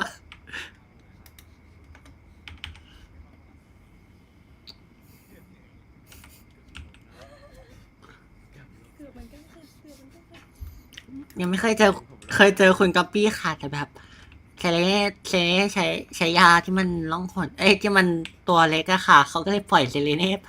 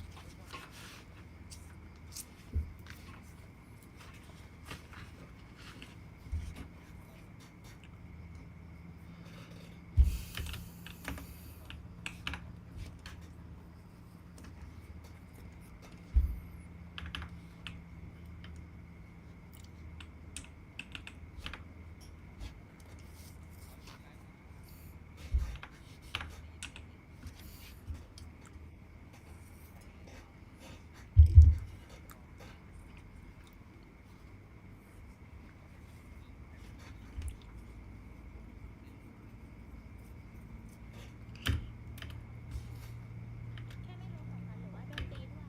ไม่รู้เหมือนกัน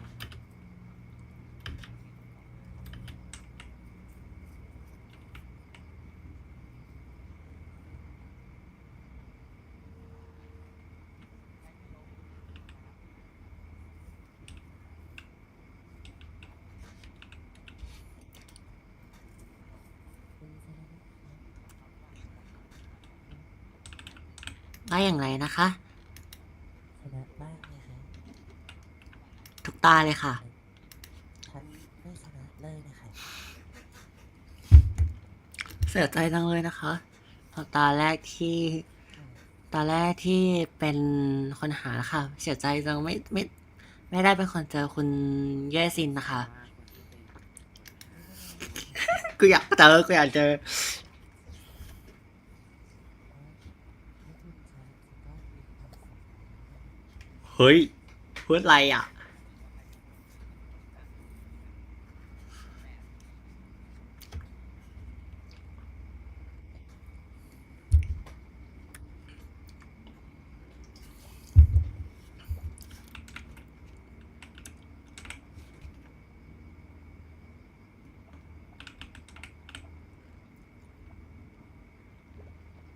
3 คะแนนเลยเหรอ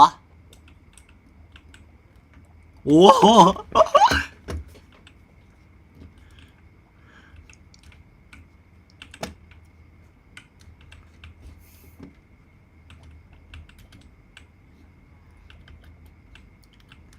คือได้คือได้ขนาดเท่าที่กล่องให้เลยเหรอคะโหเซเซเลเน่ได้ นับเป็นรอบที่เราแบบ อ๋อ อ๋อ อ๋อ รอบนี้น่าจะไม่นับอะ รอบนี้เขาบอกว่า อ๋อ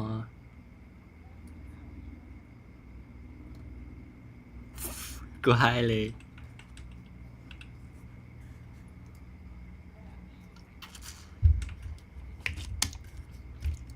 ฮะ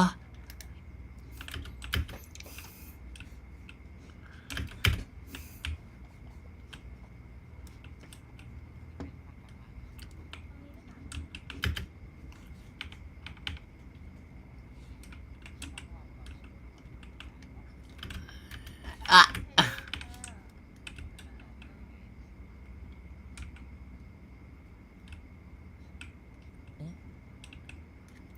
คือเราต้องรออะไรหรือเปล่าครับ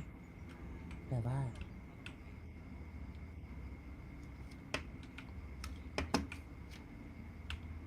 เอ๊ะ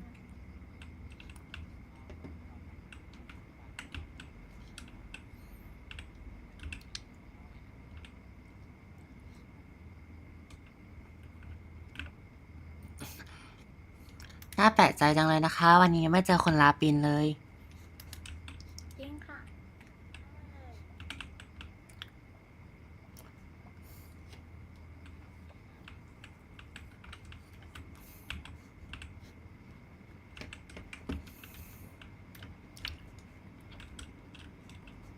อ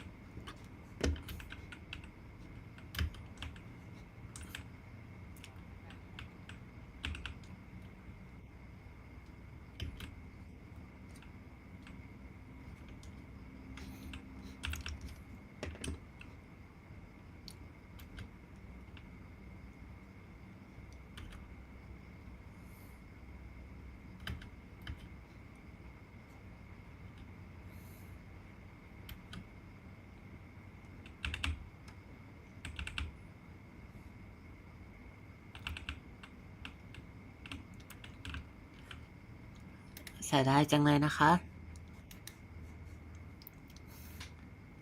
ครั้งต่อไปนะคะ อะไรเหรอ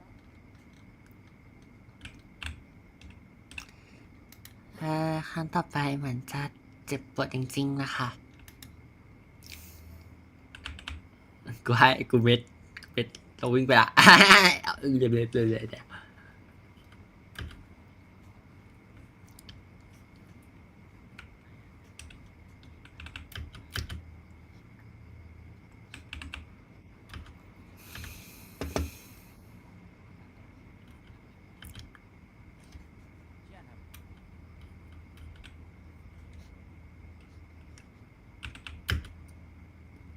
อยากได้เลย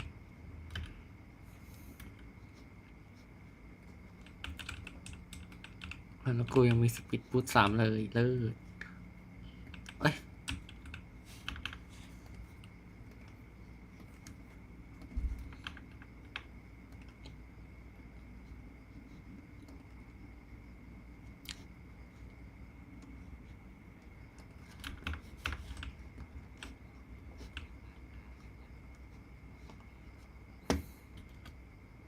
ลูปินอ้ายสนใจมากเลย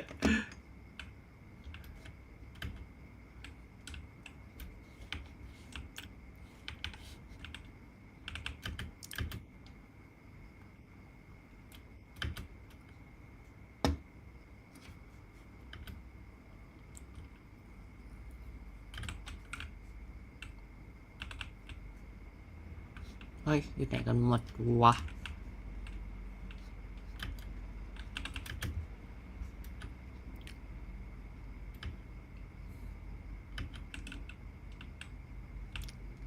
มาเลยตันโพนี่ มาเลยตันโพนี่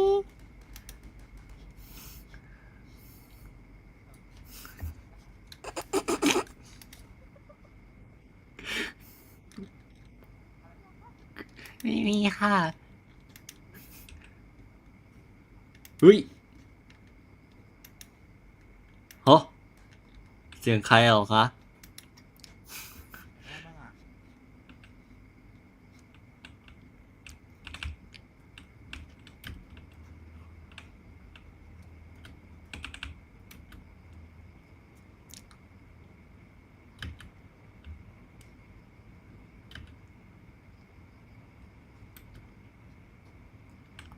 ไป ตกใจหมด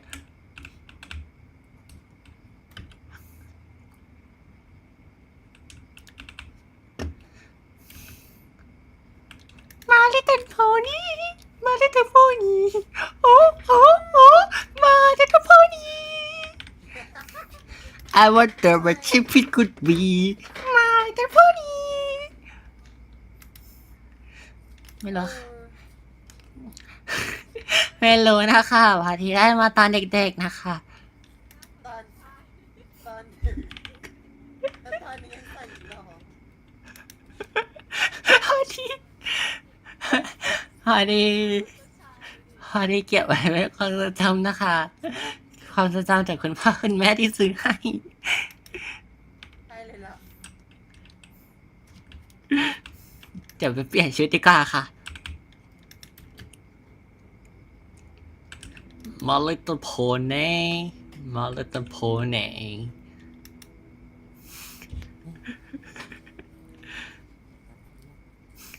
ยังค่ะ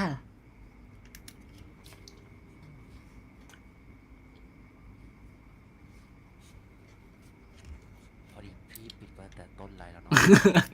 พูดอะไรอะคะพูดอะไร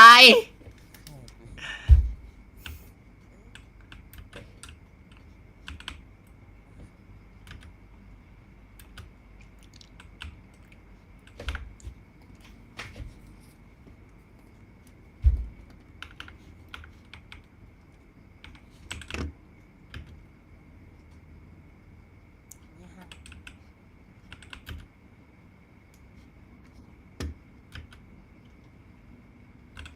อ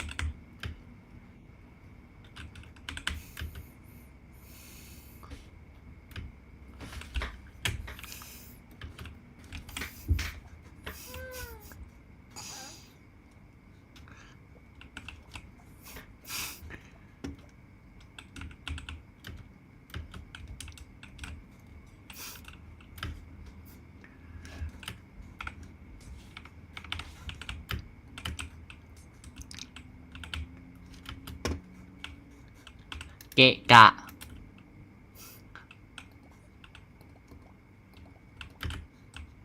ไม่หรอกคนร้ายเป็นแบบนี้ครับ ไปเนาะ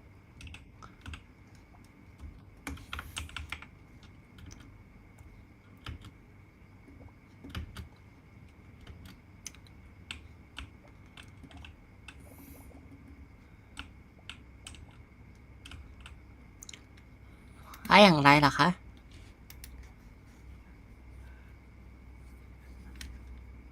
เฮ้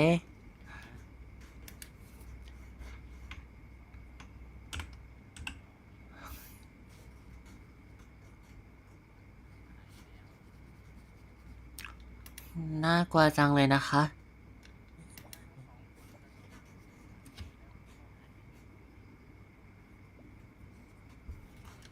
อย่าบอกนะคะว่าโดนแบบคุณเอสเตอร์ไปแล้วนะคะ ไม่แน่ใจค่ะเหมือนมันมันเขาโดนเขมือบเลยค่ะ เขาเหลือแค่กระดูกนะคะ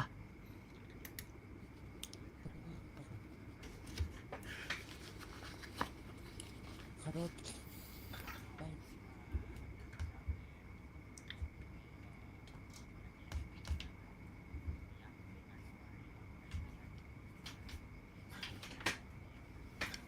ไม่ ใช่ค่ะ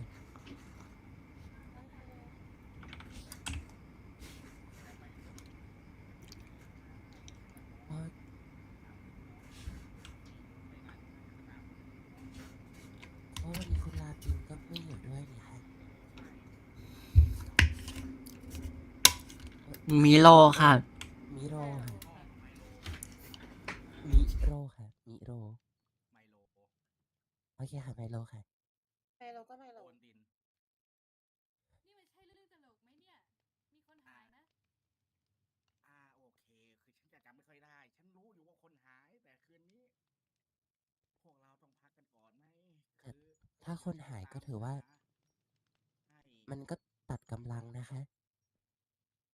แต่ปัญหาสุดคือ คนที่หายจริงๆ มันไม่ไอ้รู้หน้าเลยคนจะหายไปด้วยไง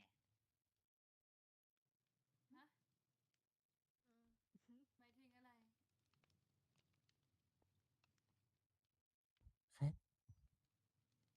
โทษทีหมายถึงลาปินอะลาปิน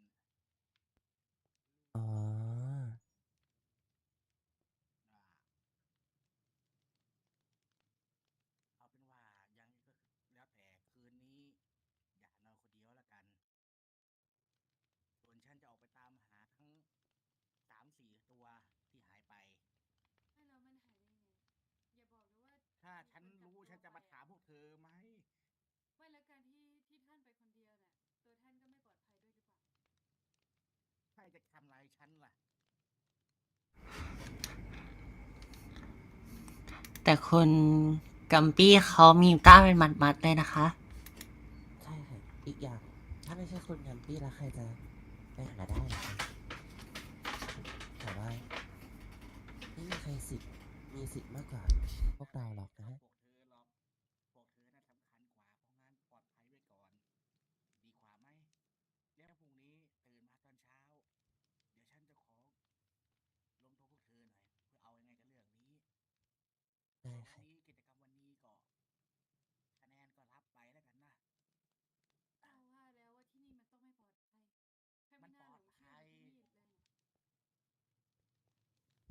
มันก็ไม่มีความปลอดภัยในแรกอยู่แล้วไม่ใช่เหรอคะ ถ้าเลือกที่จะมานะคะ คือมันปลอดภัยนะ จริงๆ ปลอดภัยจ ก็ ริง รู้ ๆ นะ ว่าข้าอยากมาที่นี่ข้าอยากเจ้าก็มีก็แง่สิโถ่เอ้ย ทุกคนก็อยากมาหมดนั่นแหละค่ะ มันไม่มีอะไรเกิดขึ้นจริงๆ ก็แค่เขาหายตัวไปเล็กน้อย มันปลอดภัยนะ เชื่อฉันเถอะนะ การหายไปครั้งนี้ไม่ใช่การไปเที่ยวเล่นของลาปินนะคะ ก็อาจจะไปเที่ยวเล่นก็ได้ใจเย็นนะ เอาเป็นว่าพักผ่อนให้เพียงพอดีกว่า เนาะ ส่วนพรุ่งนี้เราจะมาตามหาลาปินกัน โอเคไหม ได้ค่ะ ถ้าคุณแกมปี้ว่าไงก็ว่างั้นเถอะค่ะ โอเค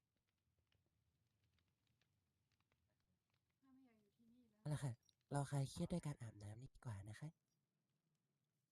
นี่แม่หนูขอคุยอะไรได้เลยสิ ค่ะดิอ๋อคนนู้นค่ะดิ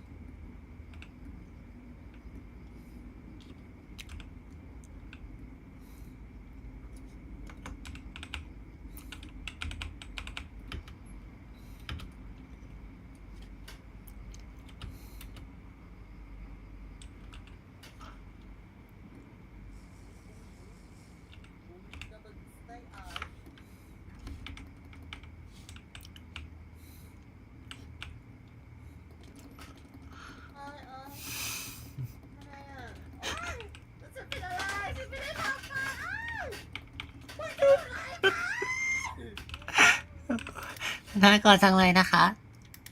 พอดีลองอันนึงมาค่ะ มันทำให้ตีได้เร็วค่ะ ก็เลยลองดู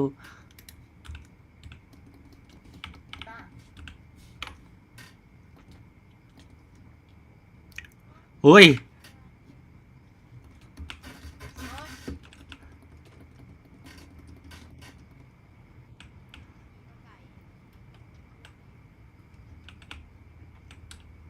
โอ้ยกูให้เลยอันเนี้ย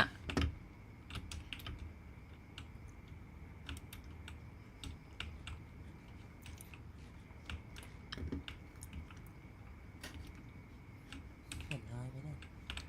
ไม่ค่ะ ไม่เห็น เมื่อกี้เหมือนขนมปังช็อกโกแลตน่าหาว่า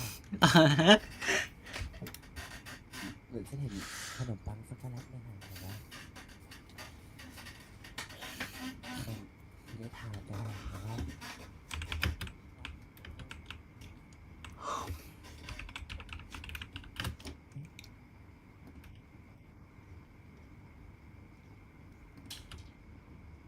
นั่นแหละครับท่านเคยจะบอกทุกคนว่าหมูแห้งไม่ครับเอาละครับเราถ้าใช้แบบหมูหา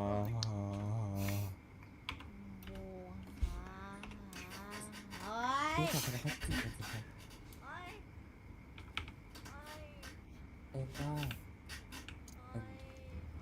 อ๋อนี่ไงคุณลอยอยู่ตรงนี้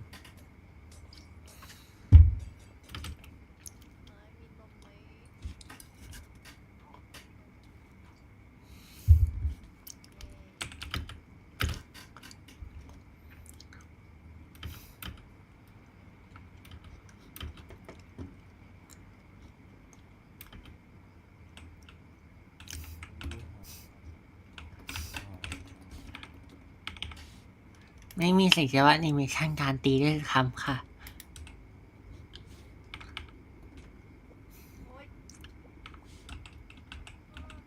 ดิฉันว่าเราจะไปตามล่าขนมปังช็อกโกแลตแล้วนะครับ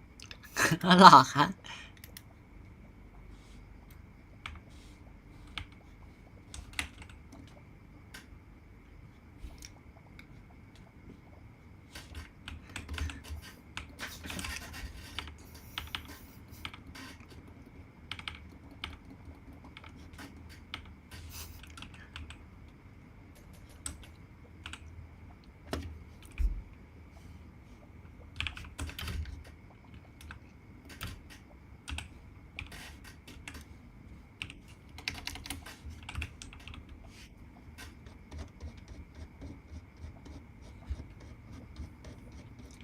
สบู่อยู่แล้ว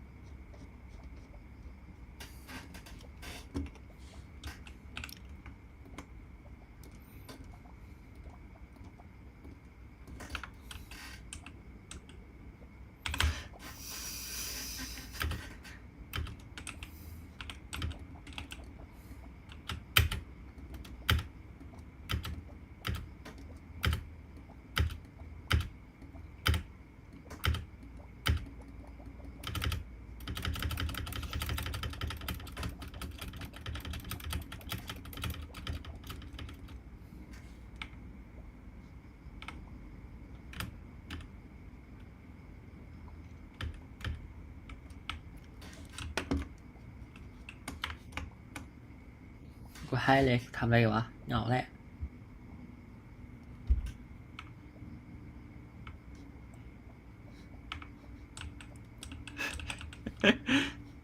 อันนี้คืออะไรนะคะ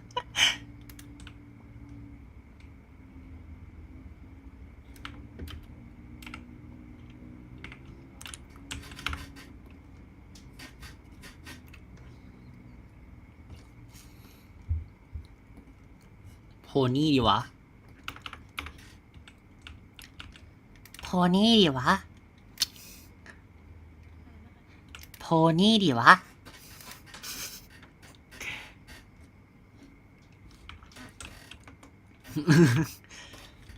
Friendship is magic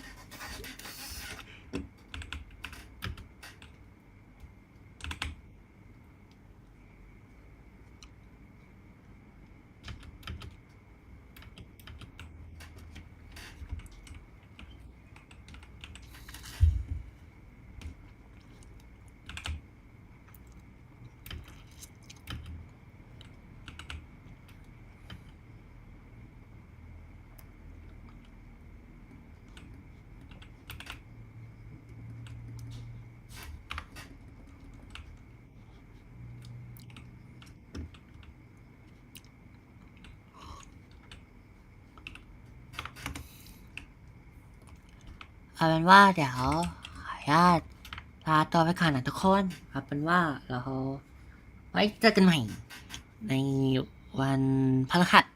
ไว้เจอกันเจอกันทุกคนเลย